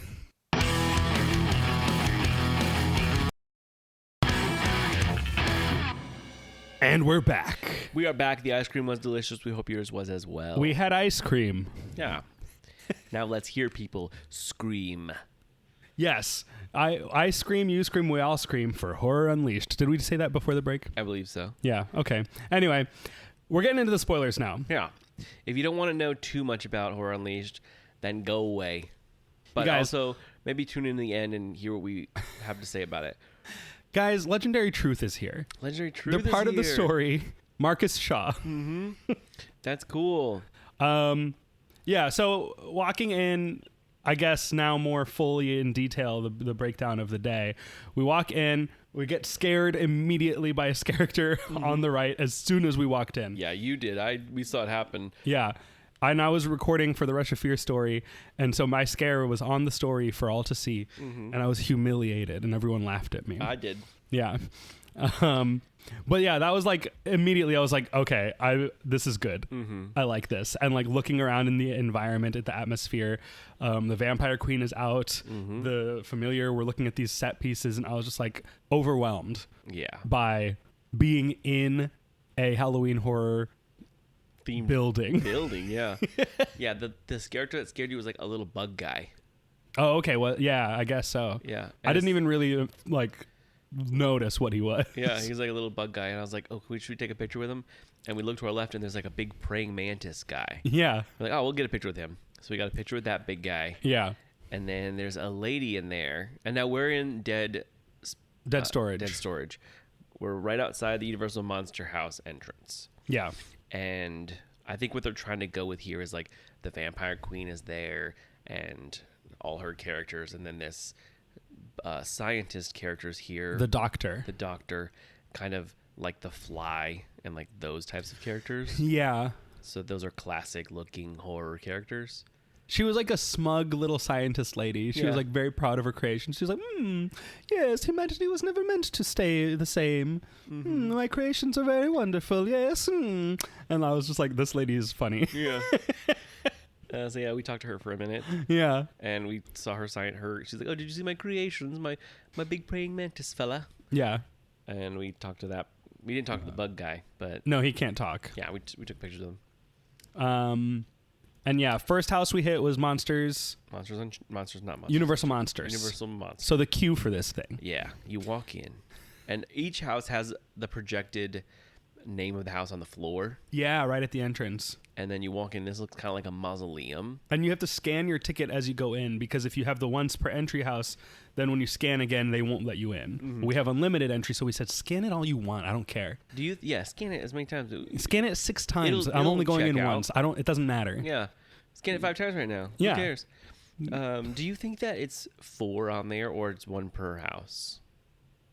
Once per house, probably. Yeah. Yeah. It's like if you try to go in Monsters 4 times with your thing, you couldn't. I wonder. I didn't think about that until just now. Dang. All right, we need to do an experiment. We'll go back. Yeah. All right, let's book the flight. Yeah. All right, here we go again. Okay, so you enter it, and you're in kind of a mausoleum, a crypt-looking room. Yeah. And it's right in front of you is a big coffin. Very low ceiling. Very low ceiling. It's, I think, Van Helsing's coffin. Yeah, it is like a Van Helsing crypt. Yeah. Yeah. And along the walls are big busts of all our favorite guys. Yeah. The Universal Classic like Monsters. just their heads, giant. Yes. Huge. Like I did not want anything spoiled for me knowing where I was going, and I did see pictures of these before. Oh, okay. And I wish I didn't, but it's okay because they looked cooler in person. Yeah. But yeah, so there was Frankenstein, then Bride, and Wolfman, Creature, Mummy, Phantom, and Quasimodo. Yeah, and then in the express lane, I think is the on the other side was Dracula. Yes. But if you're in express, you only get one bust. Only If one you're in bust. regular, you get all the other guys. Yeah. Yeah. So, and the lines are not long. No, the lines only have space for, I would say, about like a 10 or 15 minute wait. Yeah. Because we waited in that whole thing. Mm-hmm. And we got in snippety snap. Another thing we should mention is that the houses randomly will close for 15 minutes. That's right. So when that happens, and sometimes multiple are closed, and that's because they're going on their breaks. Right. So they have to close for 15 minutes so that they can break. Yeah, it's not like Horror Nights where each role is double staffed. Yeah. And so there's continuous coverage in the houses. There's only one cast for the day or for the at the time. So they have to close for them to have a break. Yes. Which I understand, but also it's weird. It is weird, especially if multiple are down, because then you're like, oh, this house is closed. Let's go to the other one. And the other one is long. Yeah. And like, so there's an extended queue outside of just switchback, like portable switchbacks. Right. Like the ones that you knock into and the whole thing collapses on itself. The little wire pulls in and out. Right. You accidentally touch the thing and it goes it's like reels in like a tape measure. Like a tape measure, yeah. So there's a bunch of those outside. And we didn't wait in any of those ever, really. No, the only time you would have to wait for that was to wait for getting your ticket scanned. Mm-hmm. But like that wasn't really the queue. No, we didn't wait in those like when we saw the line that long. Oh, I see. Yes. Because every time I was like, if we wait till one of these other houses opens, this will be shorter. Right. And like we might be like first in line for when another house opens if we wait by the entrance. Yeah. So we did that a lot. But yeah, Universal Monsters is our first house. And we're already having fun. We're already excited. Yeah. There's also smoke, like fog, coming out of the walls, out of the floor. And we're like, we're not even in the house yet. Yeah, this is so cool. And yeah, you get that. You smell the Horror Nights fog. You're in it, and then you get up to the front. And like some of the guys at the front tried to be a little themed, and they're like, "How many bodies are in your party?" Yeah. And we're like, 3. And they're like, 3 bodies, maybe none will come out. Yeah. And we're like, okay.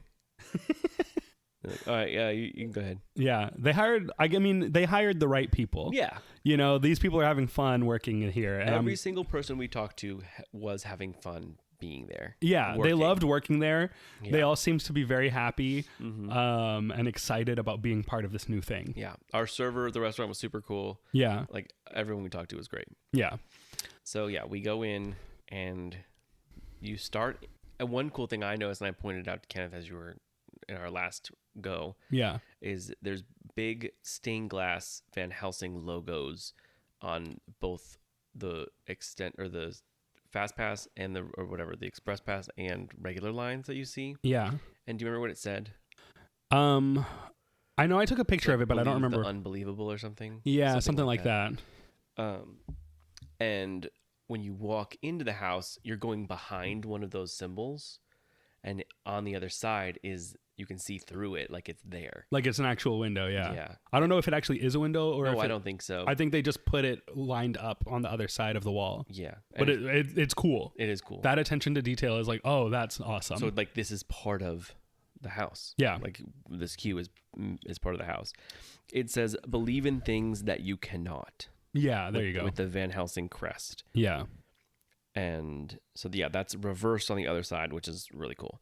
And the first thing you see is a big catacomb type entrance, like a mausoleum entrance to the Talbot family.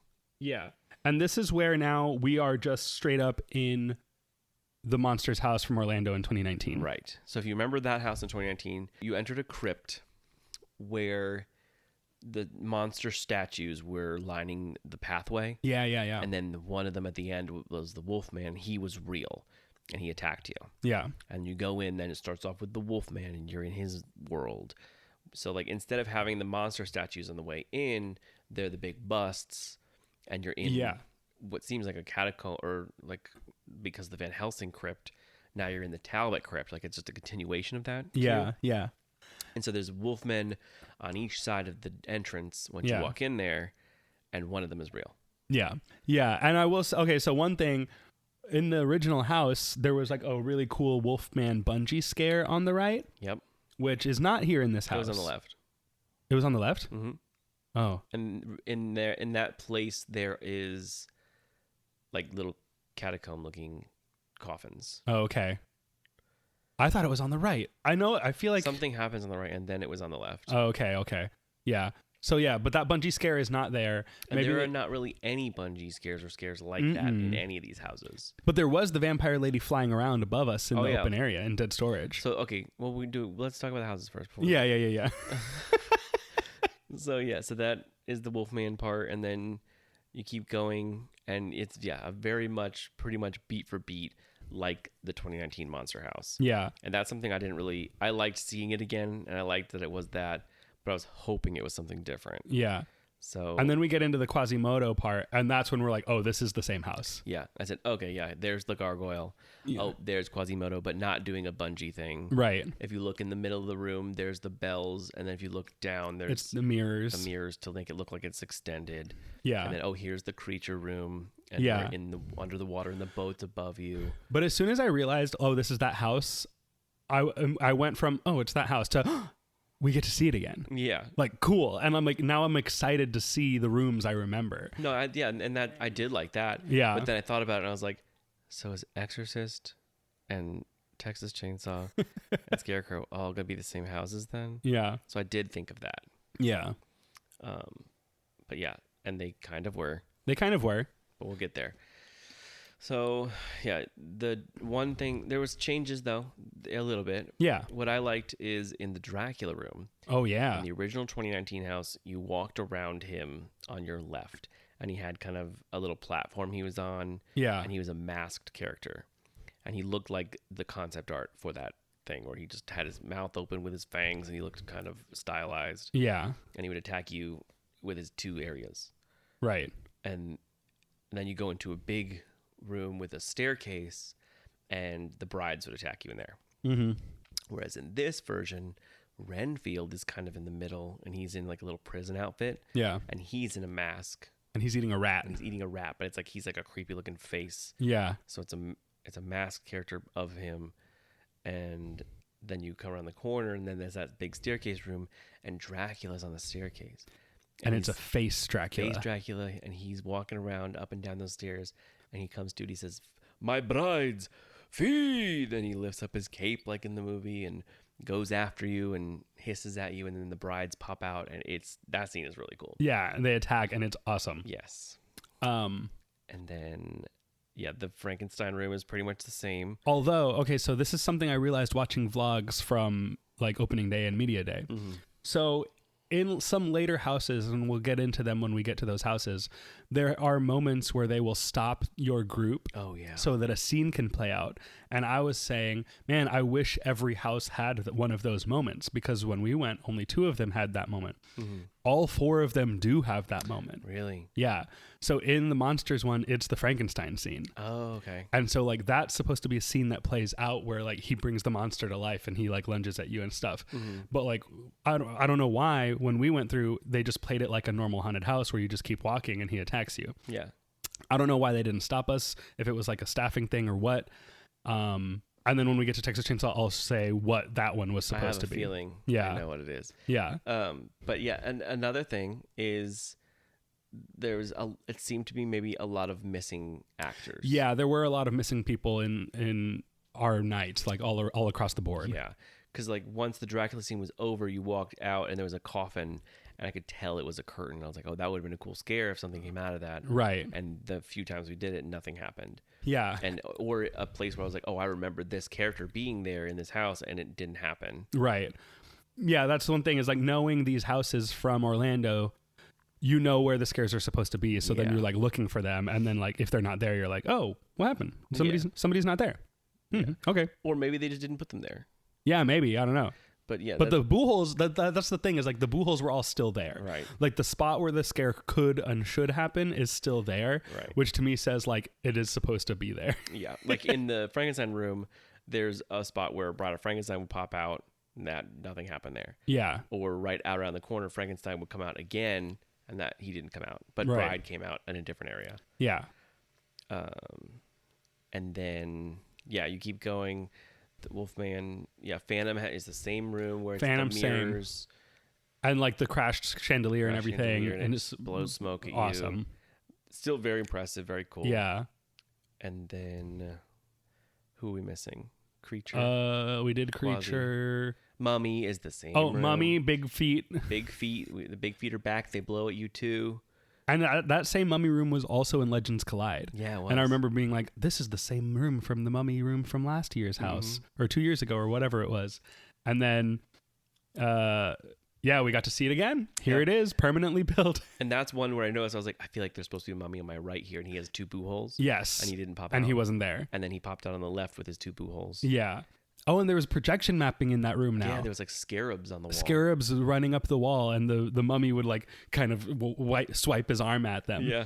And so I was like, that's cool. Like there's a few little things like that where it's like, okay, because this is permanent, we can add a little bit more of an effect in certain places. And it is really cool to see stuff like that. Yeah. And again, they feel very permanent. Yeah, they feel so nice. Yeah. So like money went into these, like for sure. For sure. Yeah. So yeah, then I think we got all the guys, right? I think so. Yeah. And then the last room is that final room with where all the statues have come to life. Yeah. And you're in that first crypt room again, and the ceiling is collapsed into the Van Helsing crypt, coffin. The coffin that's in the entrance, and all the statues have come to life. And they're attacking us. Yeah, it's like Dracula statue attacks us, Frankenstein statue attacks us, and then we leave. Yeah, and it's over, and we are cheering. Yeah, we love it. We clapping. We love it, and we say, "Wow, I love this," and I'm happy we're here. Yeah, and we exit right next to the entrance, to the right of the entrance. Yeah, to the left if you're looking at it, right next to the gift shop that we didn't talk about in our non-spoiler area. Right. Well, a little bit about how much they wouldn't let us be in there without a ticket. But yeah, that's right when you walk in is the monster house on the left. Yeah. So then you keep going, and in the kill vault. Yeah. Is Texas Chainsaw. That's right. So let's talk about that one. Texas Chainsaw Massacre. As soon as you walk in, there's in the opening shot of the movie, there's this guy on like this dead body on a gravestone. And so as soon as you enter, there it is, right in the middle. And there's a big black wall on the back that says the opening crawl of the movie. It says, "The film you're about to see is one of the most intense and terrifying moments in history." Yeah. And that whole thing plays on a loop. And is said out loud, just like the movie. Yeah. And it says, "This event is known as the Texas Chainsaw Massacre." Yeah. And so that's your entrance to the queue. And then you round the corner and you're outside the gas station barbecue restaurant. Yeah. And you're in, so the queue is half the cemetery. So you're in the cemetery and you see the big cemetery sign, but like backwards, like you're in it. Right. And then you enter the entrance of the cemetery into the gas station. Yeah. And the big van is out there that the hitchhiker, they picked him up in, and it's parked out front. There's gas pumps. Yeah. The big Coca-Cola sign. Someone pointed out to us that it says Coca-Cola and barbecue. Right. And they weren't allowed to say Coca-Cola in the Orlando house. Orlando one, but they could on this. So yeah, that seems very cool. Yeah. But yeah, then you turn the corner and you enter the restaurant. Right. The gas station restaurant. Which the like express queue or whatever that other queue is, part of that queue actually goes into the building, and their entrance to the house is different than the standard queue. Right. Which I was a little bit like, what's in there? I want to see what that room looks like. But we didn't get to see it. It was probably a little version of the one from the 2021 house. Yeah. Which is the room where the brother attacks with the broom. Okay. Very classic, good scene. Yeah. But yeah, that character, what's his name? Sawyer. Okay. The Sawyer brother comes out in that room in the main, like he's behind the desk. Yeah, he's like behind the counter. And he says like, "I'm out of gas." Yeah. And then we walk out the back and we're outside the house. Like Leatherface's family house. And we walk in. And this is where I think a big key scare was missing. Yeah. And I did see it in the vlog, so it is there. Yes. Which is Leatherface. So this is entering the house now. Yeah, entering the house. And they also said this movie takes place like beat for beat in order of the movie. Right. So they have arrived at the gas station. Drayton Sawyer is the name of this character. Okay. That you saw. You've entered the gas station. He's told you we're out of gas. Now you see their house, and you go and enter the house facade. Big, beautiful house facade. There was a car parked behind the it. house We're in a facade. place where we never even go. Yeah, and so to give depth, and that was so cool. Yeah. And then you enter and you see Leatherface's chain, like the door that he slams. Right, the big metal door. Where he opens it and brings someone in and slams it. Yeah. That was closed. That was closed. There was no one in there, and it is supposed to be there. Okay. I saw it in vlogs I did from too. the event. Yeah. So what happened in it? He grabs a someone? girl. Yeah, I think they plant someone with you. Oh, that'd be And crazy. that person's in front of you, and it's just a girl. And he opens the door, grabs her, and slams it, and then you have to keep going by yourselves. Wow. Okay, that's cool. I hope that is what it is. That's what I think. Okay. Because I've only seen a video where this girl dressed in all black is being grabbed and pulled in there. Okay. That's awesome. And then the next room is the room with all the feathers and the bones. Yeah. And one of the male characters pops out and he is looking. He's like, "Hello, is anybody home?" Yeah. And Yeah. he's the one that gets grabbed and pulled in that door. Right. Which made me think, oh, maybe that nothing does happen there because that takes place right after that part. Right. But if we had seen that door again, then maybe I would have thought, okay, no, it's not supposed to happen there. It's supposed to happen here. Because I was like, there's no way that slamming of that door isn't a scare in this house. It has to be. It's like one of the most iconic moments in the movie. yeah. And so it is there. We just it wasn't happening the day we were there. Yeah. And we have no idea. We don't know why. Yeah. But yeah, so then after the feather room, We walk into where he puts the girl on the meat hook. mm-hmm. And there's already someone's body on the table. Yeah. And he comes out at us with a chainsaw and he attacks and he's sawing the body. Yes. And then if he wants to, he can kind of like chase us out of the room. Yeah, but he kind of just looked at us. Yeah, that guy, he wasn't being too active. Nah. He was tired. Yeah, he was killing people. Yeah. But that was the first time we did see Leatherface in the house. Yeah. So that's kind of cool. I was like, hey, look, there he is. Yeah. Our- Hey, buddy. He's our friend. Our friend from back home, Yeah. from Orlando. We've seen him twice. Yeah. And then after that, you kind of go, I don't remember what's next. There was a bathroom scene like in the movie. Yeah. I mean, yeah, it has a lot of the moments you remember from the movie, like the dinner scene, the That dinner was cool. table. That's not in the other houses, I think. Maybe it was in the original one, but it Yeah. wasn't in the 2021 house. So you round the table, Yeah. and the old grandpa that looks like a corpse is just sitting in his little chair. Yeah. And you come around the corner, and then Sally pops out and screams at you because she's scared. Yeah. And you round the table, and then as you get to the end of the table, about to exit the room, Grandpa comes to life and it's like, "Ah, ah." Yeah. And so, like, I think we're supposed to think he's a fake person. Oh yeah, And he's very good at not moving. yeah. And I walked in, I was like, there he is, Grandpa. Is he real? Yeah. Am I looking at him? Is he real? I don't think so. Nope. Yeah, he's real. Good. Okay. And then They recreated the hallway where he chainsaws out the windows. oh yeah, there's like metal sheeting on the other side of the window so he can run a chainsaw along it and it sparks. Mm-hmm. And in that hallway in the 2021 house, Chop Top popped out on the left. But in this version, it's the hitchhiker. Yeah. And he says stuff to us. And Caitlin realized that the door opens the wrong way, like where the hinges would be, Oh. which is, I think, a scare tactic they use to make you think that door's not going to open that way. But then, oh my God, it just does. Oh, cool. Yeah. Okay. And there was probably like that in 2021 as well. Yeah, maybe.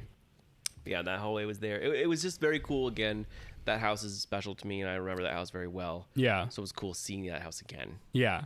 And most of its And also glory. seeing the 2016 house, which is one of the houses I saw the most times that year. Mm-hmm. And the finale of that house was Sally running from Leatherface and jumping out the window. Right. And then him chasing after her. Yeah. And we would see that on a loop, like walking through the house. Yeah. And the set pieces for that are in this house. And Leatherface was there, but Sally wasn't there to run from him. And he kind of ran through the window at once. Sometimes we saw him, sometimes we didn't. Yeah. But yeah, he would come out with his chainsaw like around the banister of the staircase and go at us. Yeah. And then run through the window as if he was chasing us into the next room. Yeah. Which was cool. And then he'd pop out on the right again through the trees. Because now we've exited the house and we're in the trees or the forest. But that Sally scene is the stopping scene where, like, if that scene had been working, and they had everyone, they would have stopped us there to watch it play out. Oh, cool. Yeah. Okay, yeah. That makes sense. Yeah. So that's not the scene that you're saying with the door. With They the wouldn't have door? stopped us there with the door, right? With his lair? Uh, Where the door slams? no. Oh no, that's not the moment. Okay. The stopping moment is the Sally finale moment. Okay, cool. Yeah. So yeah, she probably wasn't there then. Yeah, she just wasn't there that day. Sally had just car troubles. For me, I would have moved the Sally that was in the dining room Yeah. to that spot. Like, that's a more important spot. Yeah. Maybe her outfit's different, so they can't do it. Maybe. Maybe she has more blood. I don't know. Yeah, probably. I'm But- sure there's a reason. Yeah. But yeah, so then that's really cool. And then yeah, the finale of the house is the forest, Yeah. and you see Leatherface, and he's in his pretty Leatherface outfit. That's what it's called, pretty woman. Oh, is it really? Yeah, Awesome. Pretty Woman Leatherface. In his suit. And his make-upped face. Oh, okay. And we see Franklin, which Yeah. is Sally's brother in the wheelchair. He scares us on the left and tries to get us. He's Which- help me or something. The first time we saw him, he didn't move, so I thought it was a dummy. Oh no, I saw him move the first And then, time. I did. Yeah, I thought he was a dummy the first time. So then when I saw him move, I was like, "Whoa, that's a real guy! Yeah. Crazy! That's cool." Yeah, which does not happen in that part of the movie, but that's okay. I'll forgive it because it's cool. We got to see it. Yeah. And then Leatherface comes out one last time to get us out of the house. And the one at the end was the most aggressive He Leatherface, was. and he was trying to get our legs with his chainsaw. yeah, he put it right in our faces. He put it right in Caitlin's face, and Yeah. didn't care, and like put it against our legs, and then we left. Yeah, and it was pretty good. Yeah. It was good. I think this one suffered the most from like having missing people. Yes. Like I think I would have loved it if everyone was there and we got to see all the stuff. But I think like the two most important parts of the house were not happening. Yeah. So it did detract from it a bit. But I mean, overall, like, yeah, it's a Texas Chainsaw Massacre house, and it gives you all the moments that you want. Yeah. When it's running properly. And again, if we had not gone in the Orlando house, either of the Orlando houses, we would have probably never known. Yeah. That those things would have happened. Yeah, definitely not the Sally moment. No. I still think I would have been like, that metal door never opens. Yeah. They're not going to do that in this house, you know? Yeah. Well, and they did that in, I believe, the 2021 house where we saw it. Yeah. But then we entered it later on. Yeah. So that would have made sense to me as to why it was closed, Right. especially if they were following the storyline of the movie. Yeah. Then we go over to Exorcist Believer, which that cue is very cool. Yeah. Because you're in like the whole Haitian market. Because the movie begins in Haiti. So that's where you are at the start. And it is creepy. Yeah, just picture the house from a few years ago, the Exorcist Believer house. Yeah. That first room you walked in the house just as a big, huge queue room Yeah. with those walls all around you, and you're going through little shops and Yeah. guiding through this little village. And you hear like the market and like the noise of around. Like And there's it's fog, and there's smell in that fog, which smelled like Haitian spices. and yeah. It was really Oh, cool. and every now and then like this like voiceover would come in about like the exorcism is a rite of whatever. Yeah. And like the lights would flicker all around, like lights would show up here and smoke would shoot out, and lights would show up here and smoke would shoot out. Yeah, and it was loud. Yeah. And like the whole room would shake, and it was like this is the cue. Yeah. And one of my favorite things is, so if the house would open, they'd open it like say the break is 15 minutes, they'd open it with 5 minutes before the break ends so they can kind of fill the queue a little bit. Right. And for that one, we were first in line, Yeah. and we get in there and there's just a girl at the entrance with a walkie-talkie, and this is happening all around us, like, shh, shh, Yeah. shh. And she's like, uh-huh, yep. Okay.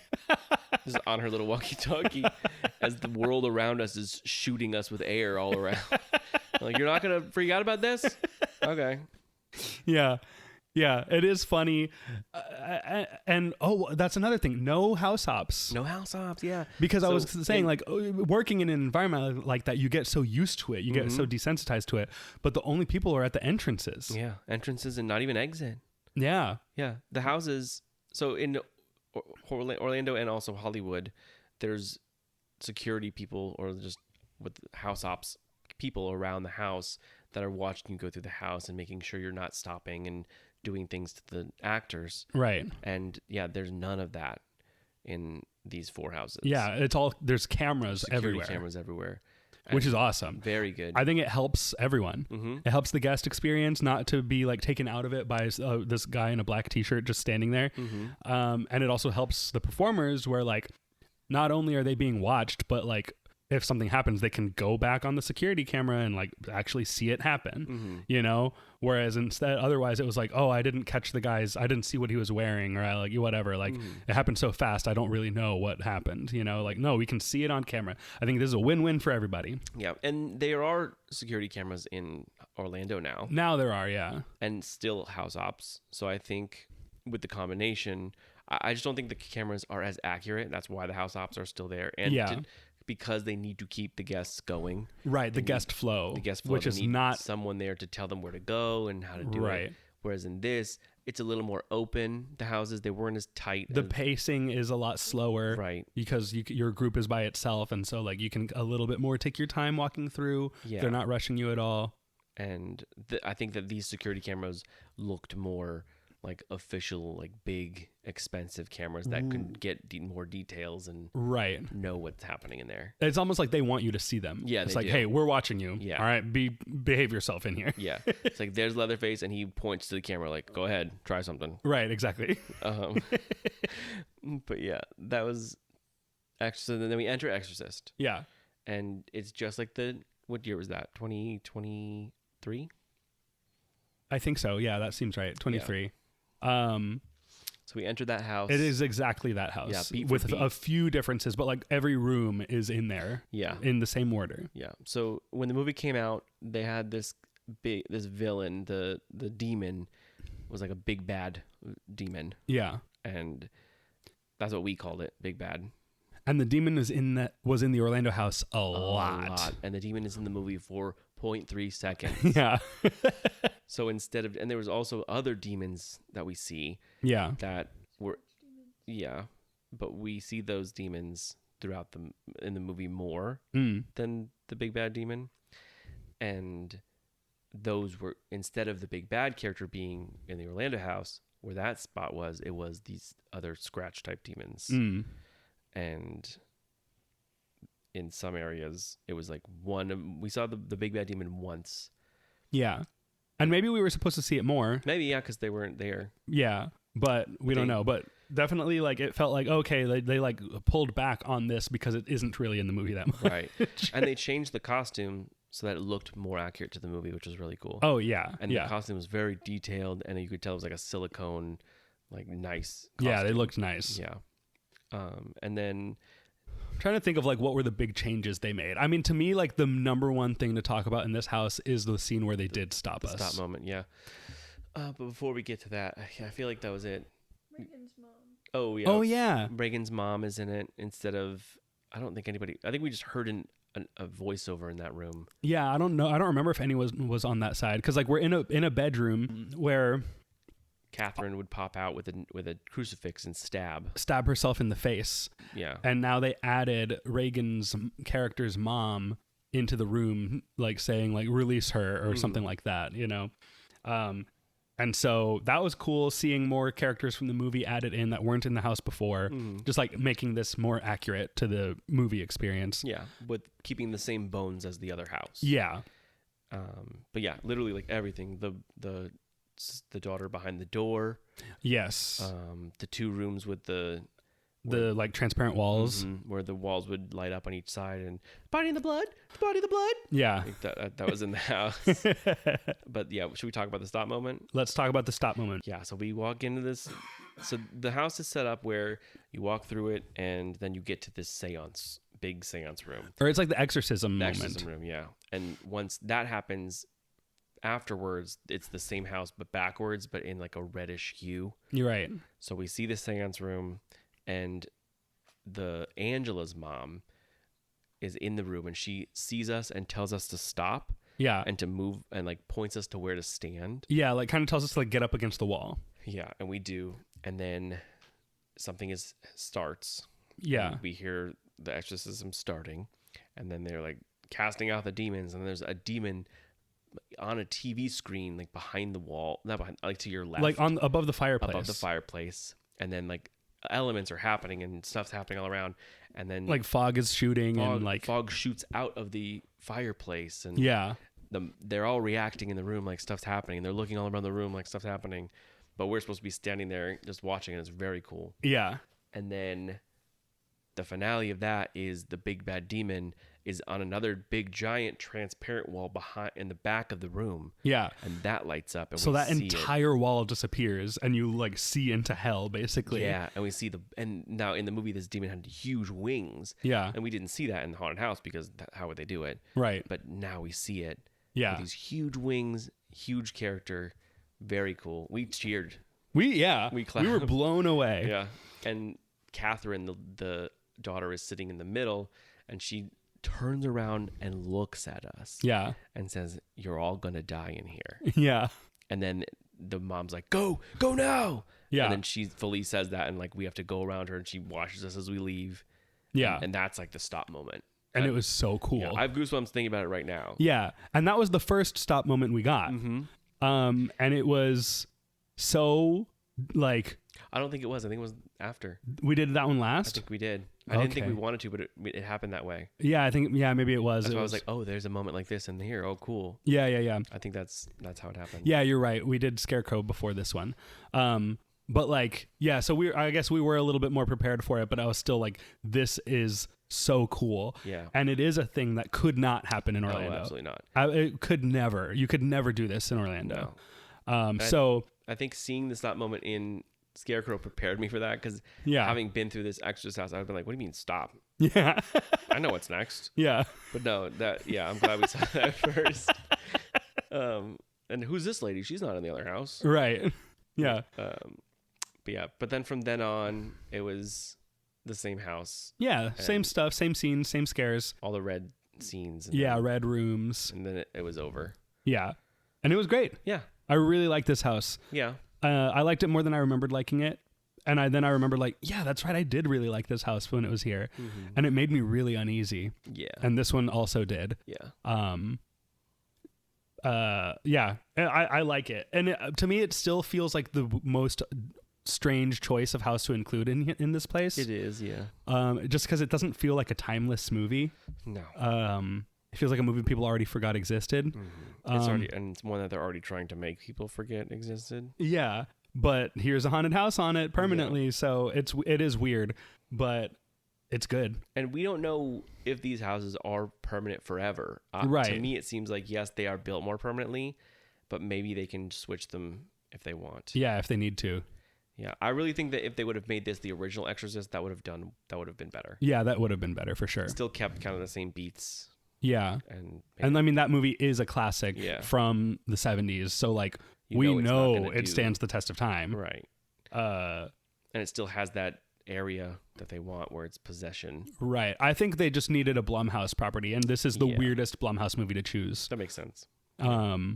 It doesn't make any sense to me to pick this of No, all the but it Blumhouse makes movies. sense of why they Could have picked put that. Insidious in there. Oh, yeah. That would have made more sense. Yeah. But whatever. That's okay. I think, and I still think Insidious would have fit with the prop That's true. storage or graveyard or whatever. Yeah.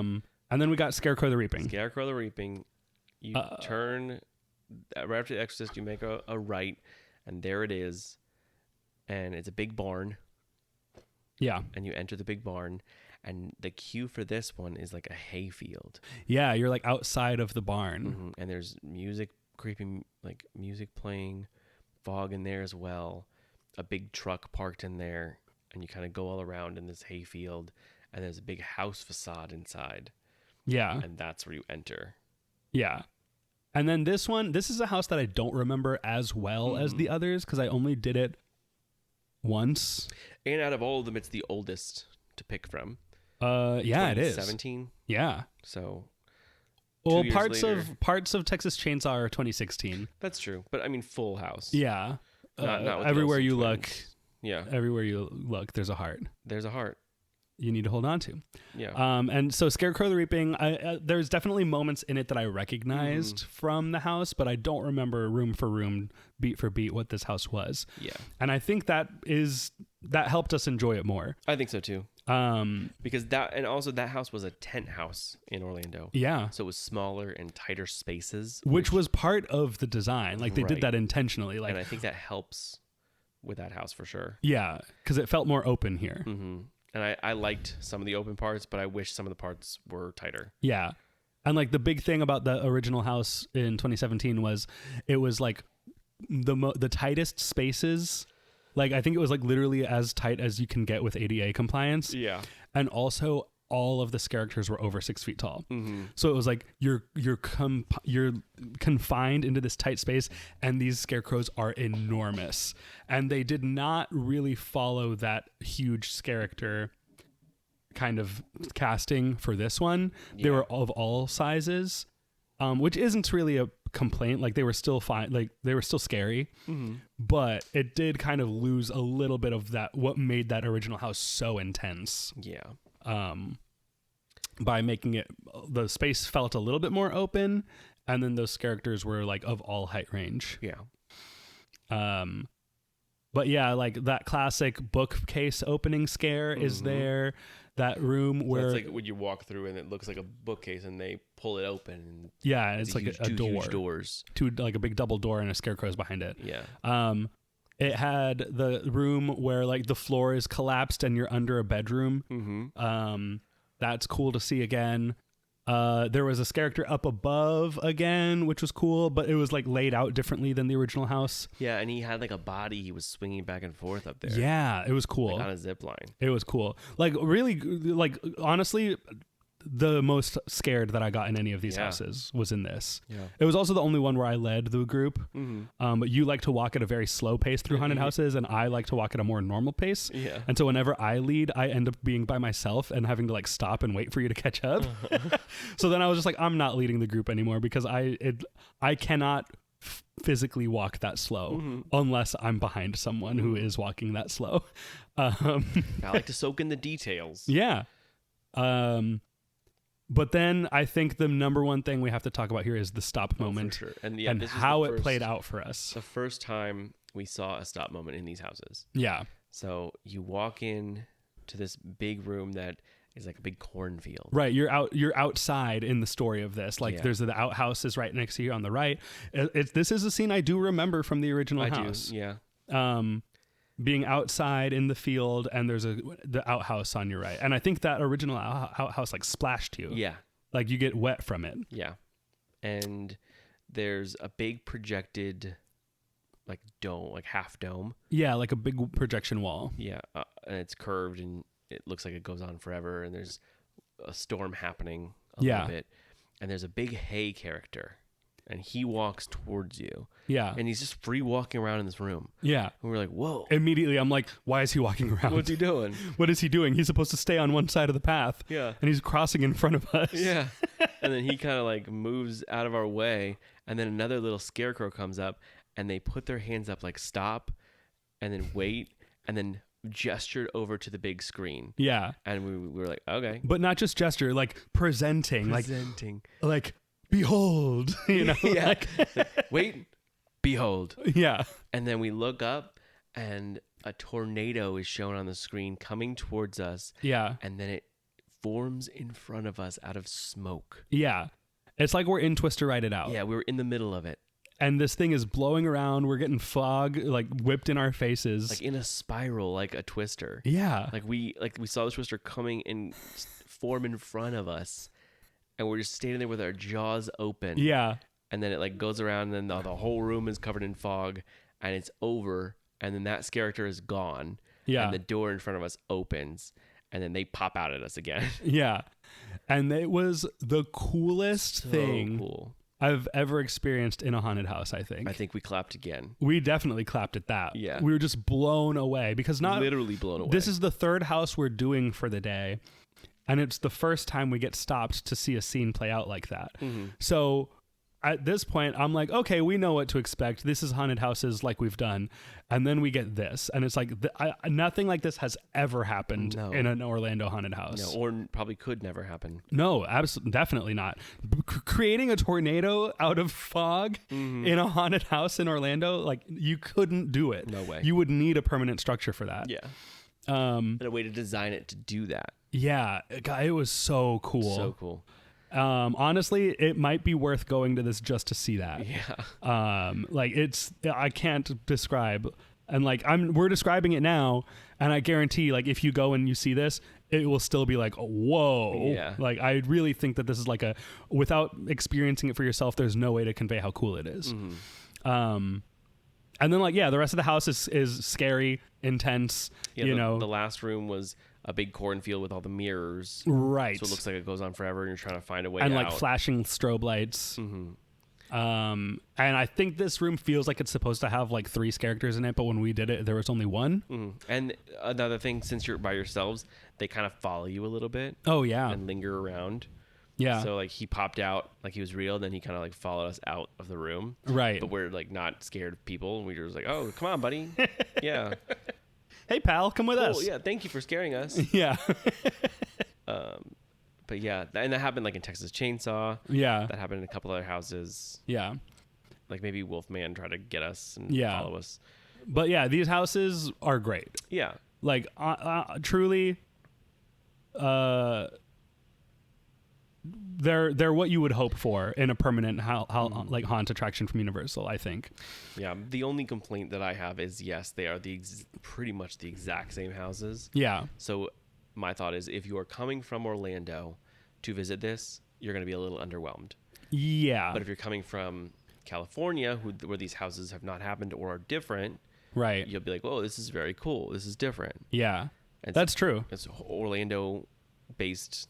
They're typically better houses and bigger and more themed than the California ones. Right. So I think that they will be more impressed. It's like a step up in quality from Hollywood, whereas it is an equal step from Orlando. Correct. Yeah. Minus the stop moments, which Right. are very unique to this location. Yeah.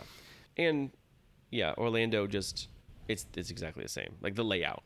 Right. The house layouts are. Whereas they weren't the same You've seen this as the Hollywood ones. Yeah. So that they'll be different. You're right. And another thing, I wish that like there was a good finale. Like I wish there was something scary at the exits. Oh, true. Yeah. There's never. I feel like they can't do it just because when you exit, you're just in the common area. So like everyone walking around would see that. But who cares? You would know it was going to happen before you got there because you would have seen it happening to other people before you went in the house. You know what I mean? I guess, but I want that. Yeah. I mean, there is probably one spot in one of the houses where like you exit the house and then you have to turn a little corner to get back into the main area. So like they could probably put a scare in there. If they could have a scare right when you walk in the door that scared you, why couldn't they do it there? Yeah. Well, because I mean, they could. I just think that like everyone you would see it before you went in the house. Yeah. So it would spoil the surprise, I think. I guess. But that's just one thing I thought of. Yeah. The best one would probably be Scarecrow because that exit is kind of tucked away. Mm-hmm. Like back where the bathrooms are behind Jack's Alley. Yeah. So like that one would probably be pretty hidden and you could probably still surprise everyone coming out of there. Mm-hmm. But the rest of them exit just like right next to where you went in. Yeah. So it's like everyone would see that before, like as they're getting in line. Yeah. You know? So that element of surprise is kind of gone if they were to do that there. Mm-hmm. Let's go into the show. I think we can detail what happens in the show. There's not a lot to say about it. No. Because it's a pretty small scale show. One thing I thought was interesting. So yeah, it starts in the bar. In Jack's Alley bar. And dancers come out and they do a little dance. And then Chance comes out and she talks for a minute. And then she introduces Jack the clown. Yeah. And he comes out above the bar and talks. Yeah. And she's like, "Oh, there's 2 people that we have that they need to impress us or we're going to kill them. So we're going to take them to the kill stage. So follow me to the kill stage." Yeah. And then we all and they pick 3 volunteers to be like the judges for... No, what do they call them? The... Accomplices? Yeah. So that they could blame them for murder. Oh, true. Yeah. So they're like, so pick the 3 people and then come with us to the kill stage. And then we have to get up from the bar and walk around the big crates to the front stage. Where there's already a crowd waiting because they heard the show starting and they didn't know where it was. Right. And obviously it would be at this big stage. And we were standing at the stage first. Like, okay, the show starts in like 5 minutes. Yeah. And then a clown came up to us and was like, "Oh, what are you waiting for?" We're like, "The show." They're like, "Oh, it starts in the bar." Yeah. We're like, "Oh, okay, never mind." So then we found a little spot in the bar. So that is a little weird and confusing, but also kind of cool Yeah. because it moves. But yeah, it's hard when there's a lot of people already waiting and now you're in the back of the show and you can't see it. Right. When you had a good spot sitting there waiting for it to start. Yeah. But yeah, so then Jack comes out and they introduce these two people and they have to do something like make us happy somehow with what they're going to do. Right. They're like circus Impress performers us. from Vegas that have been kidnapped. Is it what they said? Yeah. I thought they were just two random people that were there. No, they're performers. They're Vegas Okay. performers. That makes more sense. That Jack kidnapped to force them to perform for their lives. Oh, okay. And if they can impress the accomplices, then they will live, and if not, then they will die. And the name of the game is Stay or Slay. Yep. And maybe that's the name of the show. Maybe it's like Jack's Stay or Slay show. I don't think it has a name. On Log Ride, it's listed and As it has what? a name. What's the name on there? I don't want to touch my phone because I don't want to unplug my mic. Okay. But it has a name on Log Ride, and I don't know if that's the official name, but it's there. So yeah, then you get the two individual circus acts. So one guy was like a hula hoop person. He was like making like 7 hula hoops go around his different arms and legs and stuff. And also, he's around the corner, so if you're staring at the front of the stage, you can't see him. Yeah, because there's a big pillar in the middle of the stage. Yeah. So I didn't see that. I just saw hula hoops flying over there. Yeah. And I thought that was like an aerialist. Oh, okay. I was like, okay, cool, because on the cover of the thing, there's an aerialist. Yeah, in the concept art, there's an Yeah. aerialist there. So hula hoop guy goes, and like it's cool, whatever, you know, like it's a neat act, but I feel like we've seen crazier stuff at Horror Nights in the past. And then the other guy is like a balance break dancer or something, right? What would you describe what he was doing as? Yeah, little hip hop dancing. Yeah, like really impressive balance, like standing on his hands and like great control of like his body movements while he's balancing on his hands. So like it was cool. It was Yeah. fine. Again, 2 Nightmare Fuel-ish style acts. Yeah, but like less impressive to me. Just things that you can do on a stage with minimal prop and set Yeah. involvement. Like his act, he can do literally anywhere in the world as long as there's a floor. And we saw someone doing that a little bit earlier. Oh, you did. I didn't. Yeah.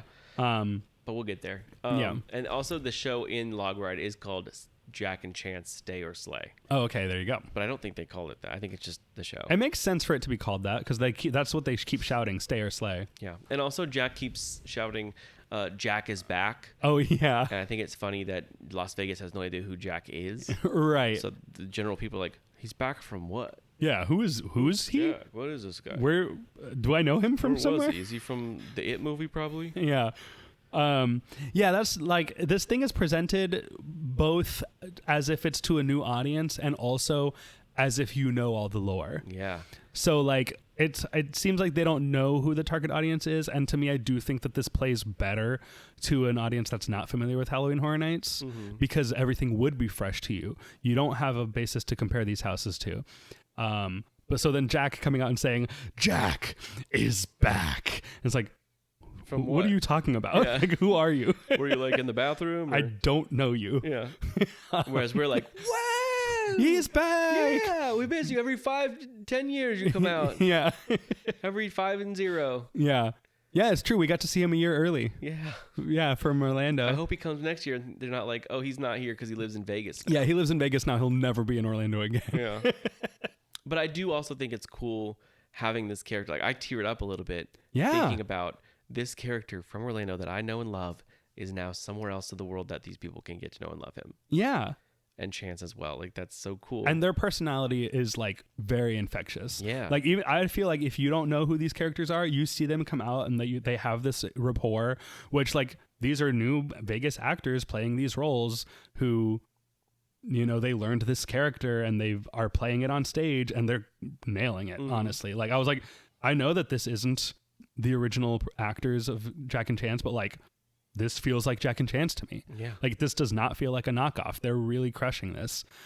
So like that element of the show I think is really good. Like letting a new audience meet these characters, experience like a small taste of what they are and what they do. But like it's so small scale.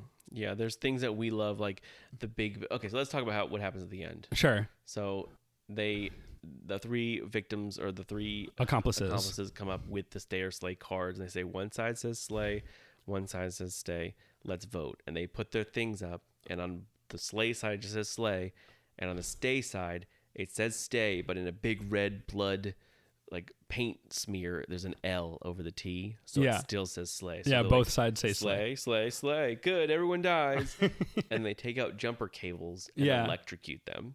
Yeah, and to me that's very like, what's the dumbest, like the easiest thing we can do? Yeah, it's like the cheapest kind of onstage kill. Yeah, like there's no magic that like to me the blender.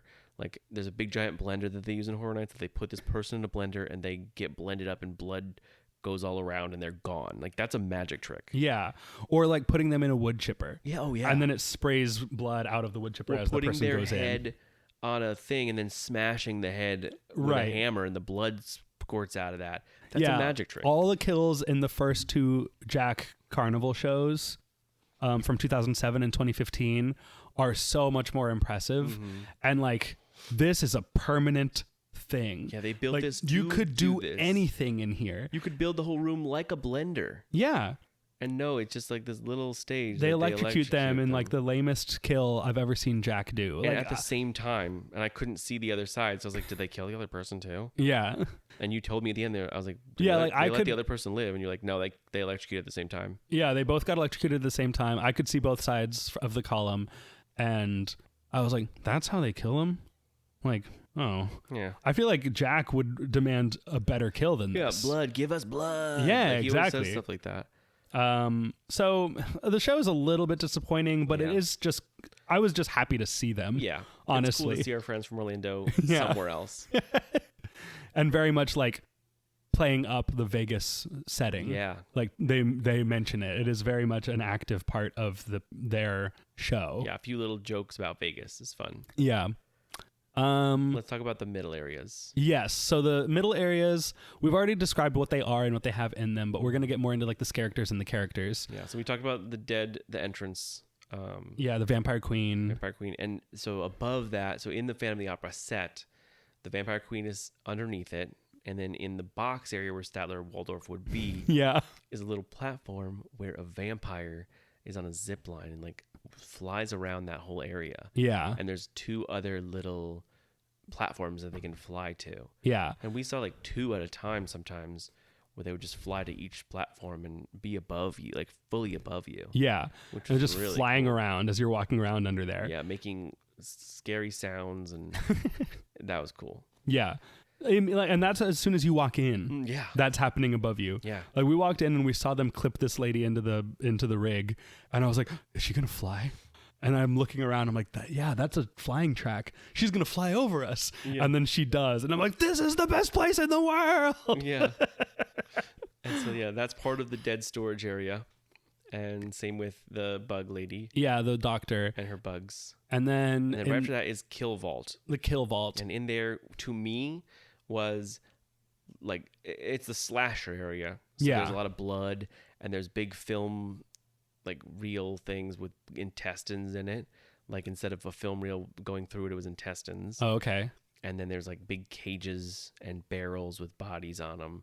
And there was characters like the Strangers.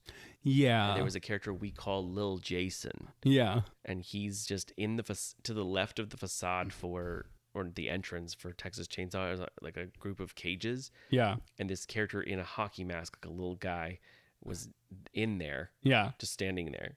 And if you walk by, he would like slash at you. Yeah. And Caitlin showed him his Jason backpack, and he liked it. Yeah. And like, look, it's you, but not you. Yeah. It's you. And then he was like, cool.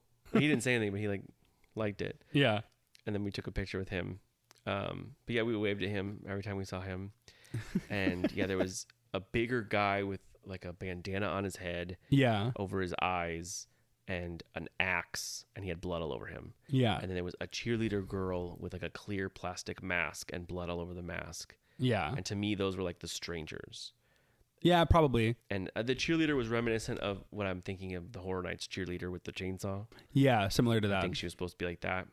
And then she had a knife. She had a knife. And then there was another like serial killer little guy, Right. and he had a ski mask on. yeah, and he was funny. He was funny. He spoke in a normal voice. Mm-hmm. He wasn't trying to be scary or intimidating. He would just walk up to people and talk to them like they were like he was just a normal guy. Yeah, like tell him what that he said to you with your shoes. Yeah, so like we were taking a picture with little Jason, and I see that guy across the way, and I was like, "What's that guy up to? What's he doing?" And he comes over. He's like, "I'm just looking for somebody to kill." I was like, "Oh, okay." And he like puts his shoe next to mine. He's like, "Looks like we might be the same size. I might be back for you." And I was like, "Okay." Yeah, so See you later. He would just do stuff like that. Yeah, just And very A conversational. little knife, and he would like twirl it around in his fingers. Yeah. And his character was just, I'm normal. Yeah. I'm just going to talk to you about killing. Like, Yeah, to me it was like if Doug Jones was a serial killer, like Doug Jones, the actor, yeah. or like kind of like Vince Vaughn's character when he was the girl in Freaky. Oh, yeah, but yeah. not as bulky, like a tall, skinny guy. Yeah, yeah. Oh, kind of like the dad from Despicable Me, the Minion Despicable Me, where they went and robbed the bank. Oh, yes, When yes, he pulled the yes. ski mask on. He looked like that. Yeah. Or just like a tall, skinny guy, not You're right. really knowing what to do, Yeah. just killing people. And then there was Marcus Shaw. Yep. And yes. He was like on the border between the kill vault and the prop graveyard. And he was this older man with a big white beard and a clipboard. And he was wearing like a lab coat, kind of. There was also a nurse that was in this kill vault for a minute that I saw. Oh, really? Yeah, a couple times. She didn't really do anything, but I didn't see her at the end of the day. Oh, I never saw her. Yeah. Okay.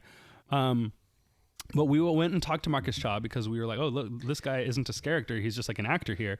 Let's see what his deal is. Yeah. And he's like, well, my name is Marcus Shaw, and I am part of the Legendary Truth. And we went, whoa! Whoa, Legendary Truth! Yeah! And We he's know like, that. Oh, you know it. And we're like, yeah. I was like, yeah, we know Legendary Truth. We know Boris The Schuster. collective. And he was like, oh, Boris Schuster, yes, he's still missing. We don't know what happened to him. We're like, oh, wow, lore, let's hear it. Yeah, he's like, his daughter is still around here somewhere. He said, we here? Yeah. And Yeah. He's like, well, I don't think she's out here right now, but she comes about every now and then.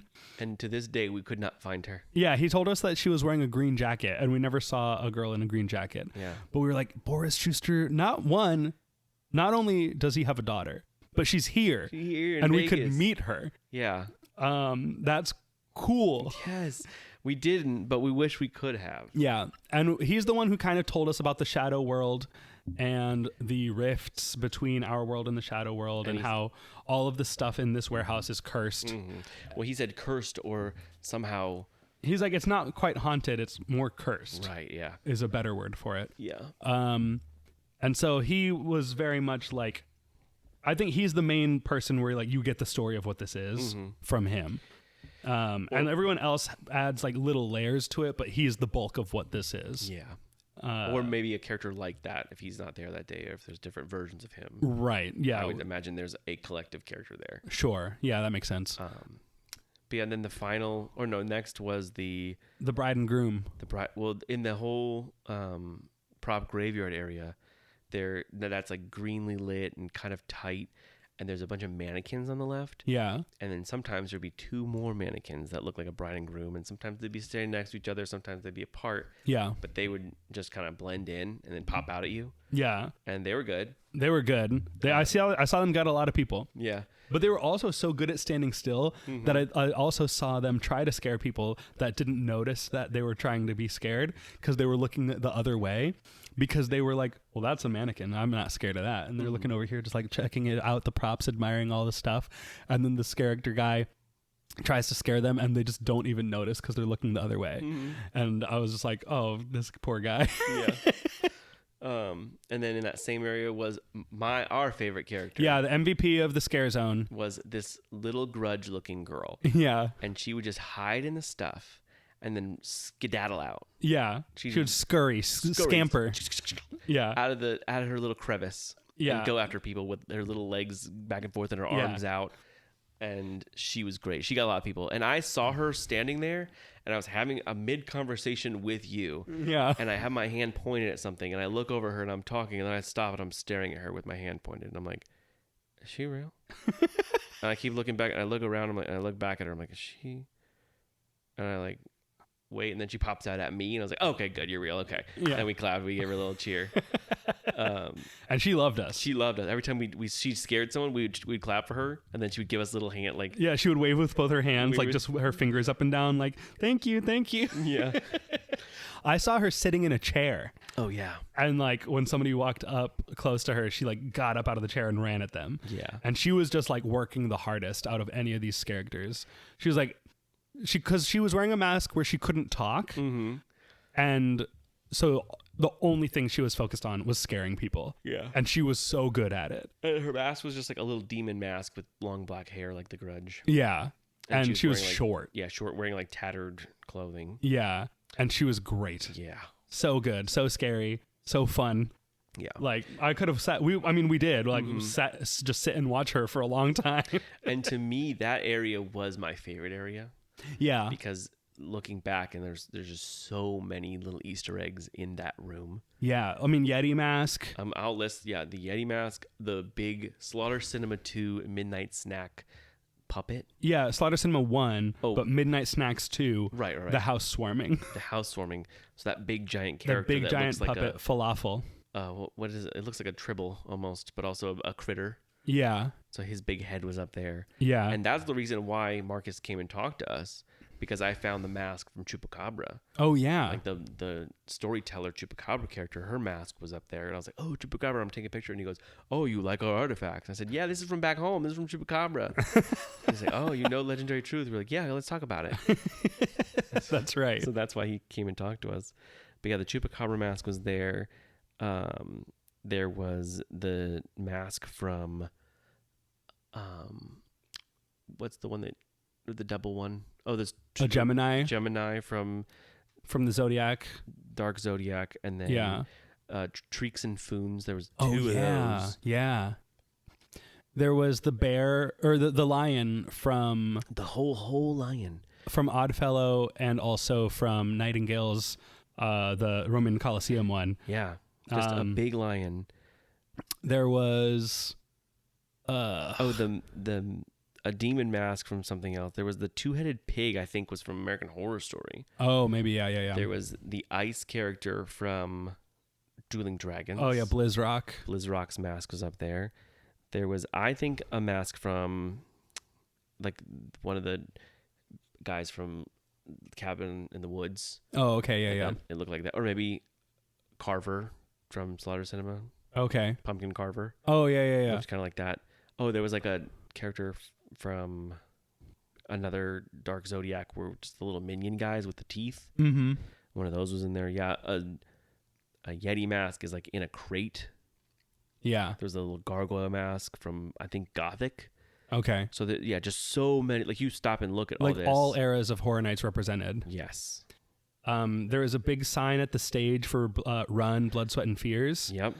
And all the way in the back by the bathrooms was the part of the Major Suites factory sign. Yeah, that was probably, I think, from the facade. It looks like the one from the facade. Yeah, just the word suites. Yes. Um, Not lighting up or anything, but just there. yeah, it was just there to be appreciated. And then under the Run sign, it looked like there was the arms from Poltergeist.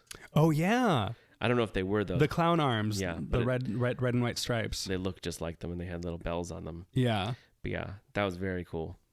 yeah. It was just like, this is basically like a Horror Nights museum. Yeah. That features 4 haunted houses as part of the museum. Mm-hmm. And like, it is a museum of like, these are archived houses that you can come and enjoy. Like, it's a really cool thing. And like, we feel like it's so close to being great. Yeah. But Like- I feel like, Should we talk about the restaurant, what happened in the restaurant real quick? oh, sure. I don't know what you mean, but yeah. M. Thregan. Oh, yes. So, Megan yeah, is there. in the Premier House restaurant, the last thing on the left, the big restaurant. That was our big complaint, was the big restaurant is this huge restaurant. yeah. and big open space. Big open space with nothing in it. Yeah. It's just big garage doors that you enter. And one thing, well, like if the Jack show's happening, they open those big garage doors so you could see it from your table. Yeah, and that's nice. But I feel like knowing what Horror Nights is and knowing about character dining, they Right. should have made like characters walking around at least a little bit. So yeah, Megan does come out and she walks across the restaurant to her backdrop. She does a like, dance. goes towards people and like stares at them. Yeah. And then goes towards her backdrop, does her dance, and then it's a photo op. For, Yeah, a short little meet and greet where you can get up from your table and go take a picture with Megan, and then she leaves, and then nothing else happens in there for hours. Yeah, for at least an hour and a half. And then, but there's also photo ops for it's Blumhouse themed. Right, the whole restaurant is Blumhouse themed. It's Premiere House, like as if this is where they show big movies that have come out or like. I guess tease so. Them. Yeah. There's a big screen on the wall on the left, and then under that big screen is a big light up Blumhouse logo. Right. And then to the left of that is a big Purge, like backdrop photo thing. And it just looks like a house, but with American flag and a barrel. Yeah. That just says The Purge. And then in the back left was very cool, the Grabber's van. Yeah, Grabber's van was there. From Black Phone. And also a phone booth that I recognized from the Black Phone 2 trailer. Yeah. So that's cool that they're already tying in this second movie. Yeah. And also his big mask like was painted on the wall that said like The Grabber. Yeah. On the wall. And then Megan's little photo op was next to that and then nothing else. Yeah, and that was everything that's in there. So we were like, oh, Megan's out right now. Maybe The Grabber is about to come out. Or maybe some Purge characters are about to come out. And so we asked our server, like, is anyone else coming? Like, is Megan, like, the only character? And they're like, yeah, so far Megan is the only character. Yeah. We think they're working on getting more characters, but right now it's just Megan. Yeah. And we're like, oh, I mean, okay. I mean, it was cool. But I think that, if that's what you're going to do, make it feel like the character dining where they're going to pop out and every 10 minutes a character comes out for a few minutes. Yeah. Or even if you would let some of the characters from the open area come in there. Yeah. And like walk around and interact with people. Like I want that ski mask guy to come in and just like ask me how my food is. Yeah. I want the serial killer to talk to me. Yeah. Yeah. So yeah, the restaurant the food was great, but like the actual design of the space was like questionable. We were like, what is this? Like, why is it so empty? I feel like they were like, oh wait, we have to do this restaurant real quick. Yeah. Just put nothing in it. Yeah. But yeah, I mean, overall, I think that basically covers our experience. We did every house twice, and we did most of them 3 times except for Scarecrow because their break basically was the last 15 minutes of the place being open. And that is something I wish they would say. Like this house, like if it says it's open from 3 to 10 p.m., right? It should say this house will close at 9:45 due to the end of the day. Right. So yeah, we went up to the Scarecrow to do it the 3rd time, and they're like, "Oh, this house is closed for the evening." And there was people mad that didn't get to do it at all. They were like, "We're going to get a refund." Oh, I didn't notice that. They were yelling, and they're like, "You guys should too." And we were like, "That's okay." Yeah, we already did it twice. It's okay. But I do agree that if you got there I think the last entry is at 9 p.m. So if you got there at 9 p.m., paid for the ticket for that 9 o'clock time slot, and you didn't get to do that last house because it didn't tell you that it didn't close at 10, I would be a little mad. Yeah, I mean, I would too. And I'm glad we gave ourselves the entire day to do everything. Yeah, me too. All 8 hours of it, 6 hours. One more thing is there was little entertainment things set up, like little performances would happen throughout, and we caught one of them by the monsters. There's like a little platform that a person was doing a scary dance at. I missed that. That's when I was disappeared. Yeah, and then I saw something happening to the left of the Scarecrow entrance, so I don't know exactly what that was. Yeah. And then in front of the Jack stage, there was like a guy twirling plates. Oh, yeah. That we didn't really see, but we saw in the corner of our eye because we were going in The Exorcist. So we're like, oh, that's kind of cool. So they have little things, but then the one that we did see. Yeah, we saw from beginning to end. We walked up like right as it was about to start. Yep. And it was clear that something was about to happen. Oh, yeah. A big spotlight was like on this nothing wall. On this little sliver of wall, but next to the bathrooms. To the right of Texas Chainsaw and to the left of the bathroom. And then just this little girl comes out, covered in blood, with a knife. With a butcher knife. And just starts tap dancing. I was like, oh, what's she going to do? And then I hear click, click, click, click. Yeah. I was like, oh, she's got little tap shoes on. And also like a little like a platform. Like tap floor that she was walking out to. And I was like, is this going to be a scary tap dancing? And it was. And it was. And I was just like, I don't know what to think about this. Yeah. Like, I'm glad that something is happening. And I'm glad that a tap dancer has a job in Las Vegas where I'm sure that skill is not as highly sought after anymore as it once was. But like fascinating. Very interesting. Yeah. And having us be kind of the only people around it and she kept looking at us and pointing the knife at us. Yeah. And I was recording it just because I didn't know what was going to happen. And I didn't know when to stop. Right. So I just recorded the whole 4.5 minute thing. And she's just eyeballing me the whole time. And I'm like, I don't know when should I stop? I don't know. Like, what if something cool happens at the end? I don't know. Yeah. And she just kept clacking and like throwing her knife towards us. And Yeah. And then she just left. One of the things I really liked about it, though, was because of the spotlight was like on the ground. Yeah, it looked pointed up at her. sinister. So like the shadow that she cast onto the wall at certain times, like the shapes that she would make, were really cool. Yeah. So I was like, I don't know if I should watch her or the shadows Yeah. because like the shadows are really cool. And I don't know if that was on purpose or not. I think it is. I think it is, but also the same spotlight happened where the little scary dancer guy was. Uh-huh. And it was on a wall that didn't have, there was stuff on the wall, so you couldn't see the shadow really. Oh, okay. So I don't know if it was. Oh, maybe not then. But it worked really well for that area. Yeah. And another thing I noticed is that when that wasn't happening, like we were at the bar and they projected on the other side, like a doctor was like cutting someone open. Oh, yeah. And we saw the silhouette of that happening on that same wall. Right. So maybe stuff like that happens all over. But Yeah, there's just like little tiny mini show moments that like just pop up unannounced all around the place. And there's no way of knowing. Yeah. Maybe asking somebody, but I would never have known to ask what are the little things. Right, like, hey, is there going to be a little scary tap dance girl? Yeah, where's the scary tap show? dance girl? And are the scared people like in that area just gonna stand there and watch her the whole Yeah, time? are the characters going to watch the tap dance show? That's what they did. And when can I watch it with them? When can I watch it? That was my favorite thing, is just looking over at like this nurse character that I saw walking around trying to scare people, just staring at the tap dancer and like nodding like, yes, girl, yes, yeah, girl. you're killing it. And then when the doctor thing was happening, the axe wielding stranger looking character was just standing there watching it. Yeah. I feel like he was like, wait, does this ever happen here? I never saw him try to scare anyone. No. He was just standing menacingly. Yeah, no shade to him because I'm sure he scares people, but like, yeah, he didn't do anything to us. Yeah, we never saw him try. No. And he probably tried every time we weren't looking. Yeah. And another thing is some of the, like I said, the triggers were all over where like that cheerleader would hit a trigger and pop out from something. Yeah, from like the side of the boiler. Yeah, and we didn't see that happen to us, but it happened to people. We did see it happen. And then I walked over and I was like, oh yeah, look, there's her trigger. Yeah. There it is. They look just like the Orlando ones. Wow, it's like they shipped him from there. Yeah, cool. That's cool. I like that. Yeah, and then she saw me looking at her trigger, and I was like, oh, I walked away. And then she was like kind of staring at me. And I was like, hi. Yeah. And then Caitlin was like, she's from The Purge. I said, I don't think so. And then we had to ask her. I said, are you from The Purge? And she said no. Yeah. But no, I think that they kind of loosely themed it to the serial killer. Yeah, none of those characters in the open area are from anything. They're all original. And they are, I mean, they're cool. They're cool. They're cool. They're good. Okay, yeah. I think that those are also probably characters that could change and Yeah. depending on who's there that day, switch out. Yeah, but it helps make the whole thing feel more alive. Oh, yeah. Feel like more like a place that you would want to be, that it feels like it's worth it to visit.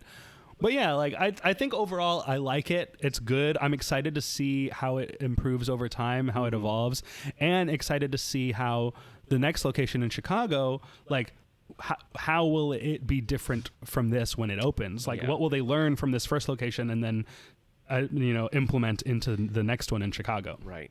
Yeah, that was my biggest downside to me is like you can think in your head, oh my gosh, they have this whole big space. What are they going to do with it? Yeah. They could do anything.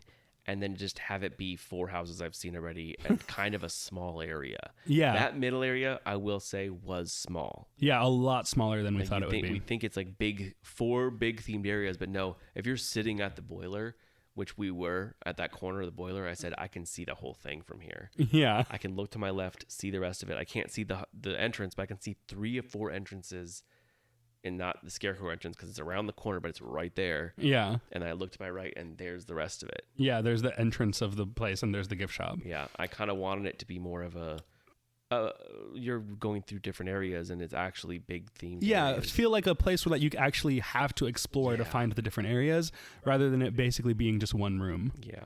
And it feels like where's the rest of it? Like if you look at the building, it's a huge building, and I feel like they're only using one side of it. And maybe they are, and they'll expand it eventually. But yeah, you get to a point towards that restaurant at the end, and there's just guards standing there with nothing behind them. I'm like, what's over there? yeah, it looked like the exit of a theater. Mm-hmm. I was like, is there a theater back there? How do we get in there? What are they guarding? Yeah. and we didn't ask them because they were scary. Yeah, I was like, there's no need to ask them. And They were actually scary, not like the characters, but I was like, if we go over there, they're gonna like tase us. Yeah.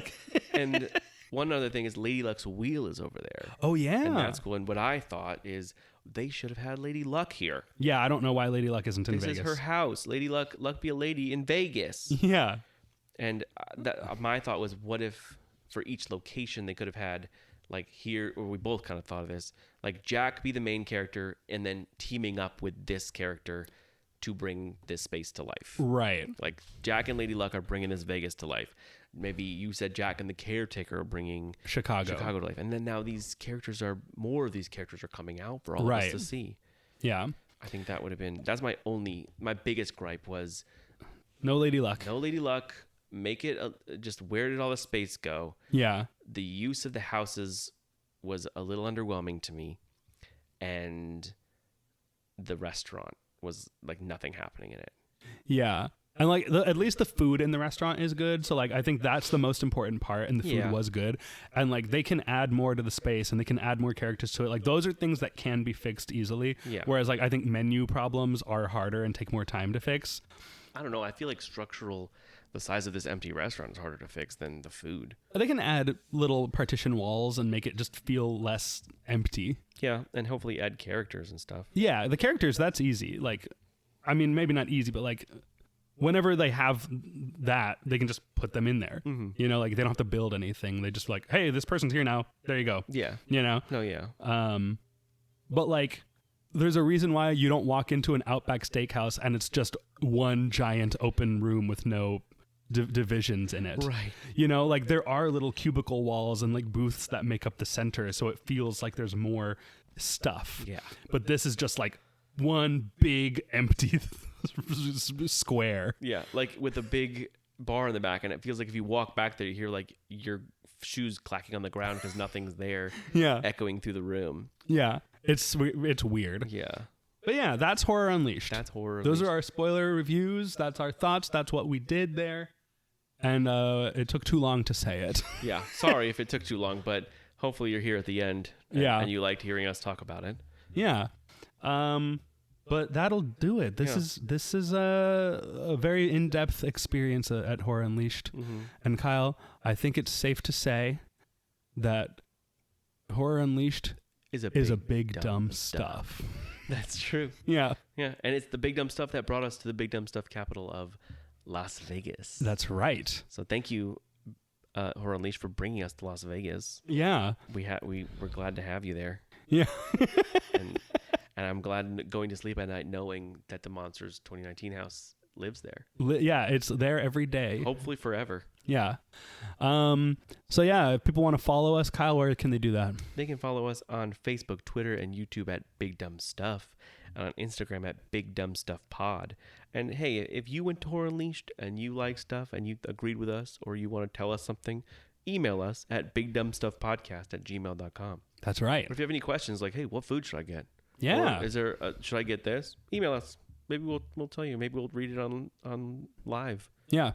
And if you want to follow me on Instagram, I'm at Kyle_Fleming1. And I'm at King Kemen. Yeah. On Instagram. And you can follow my band Pangolin. And you can follow Crispy Sketches on Instagram. He is who created our artwork, our beautiful artwork. That's right. And he's got a lot of cool Halloween stuff coming out right now, so go check that out. Yeah. Anyway, that's the end of this episode.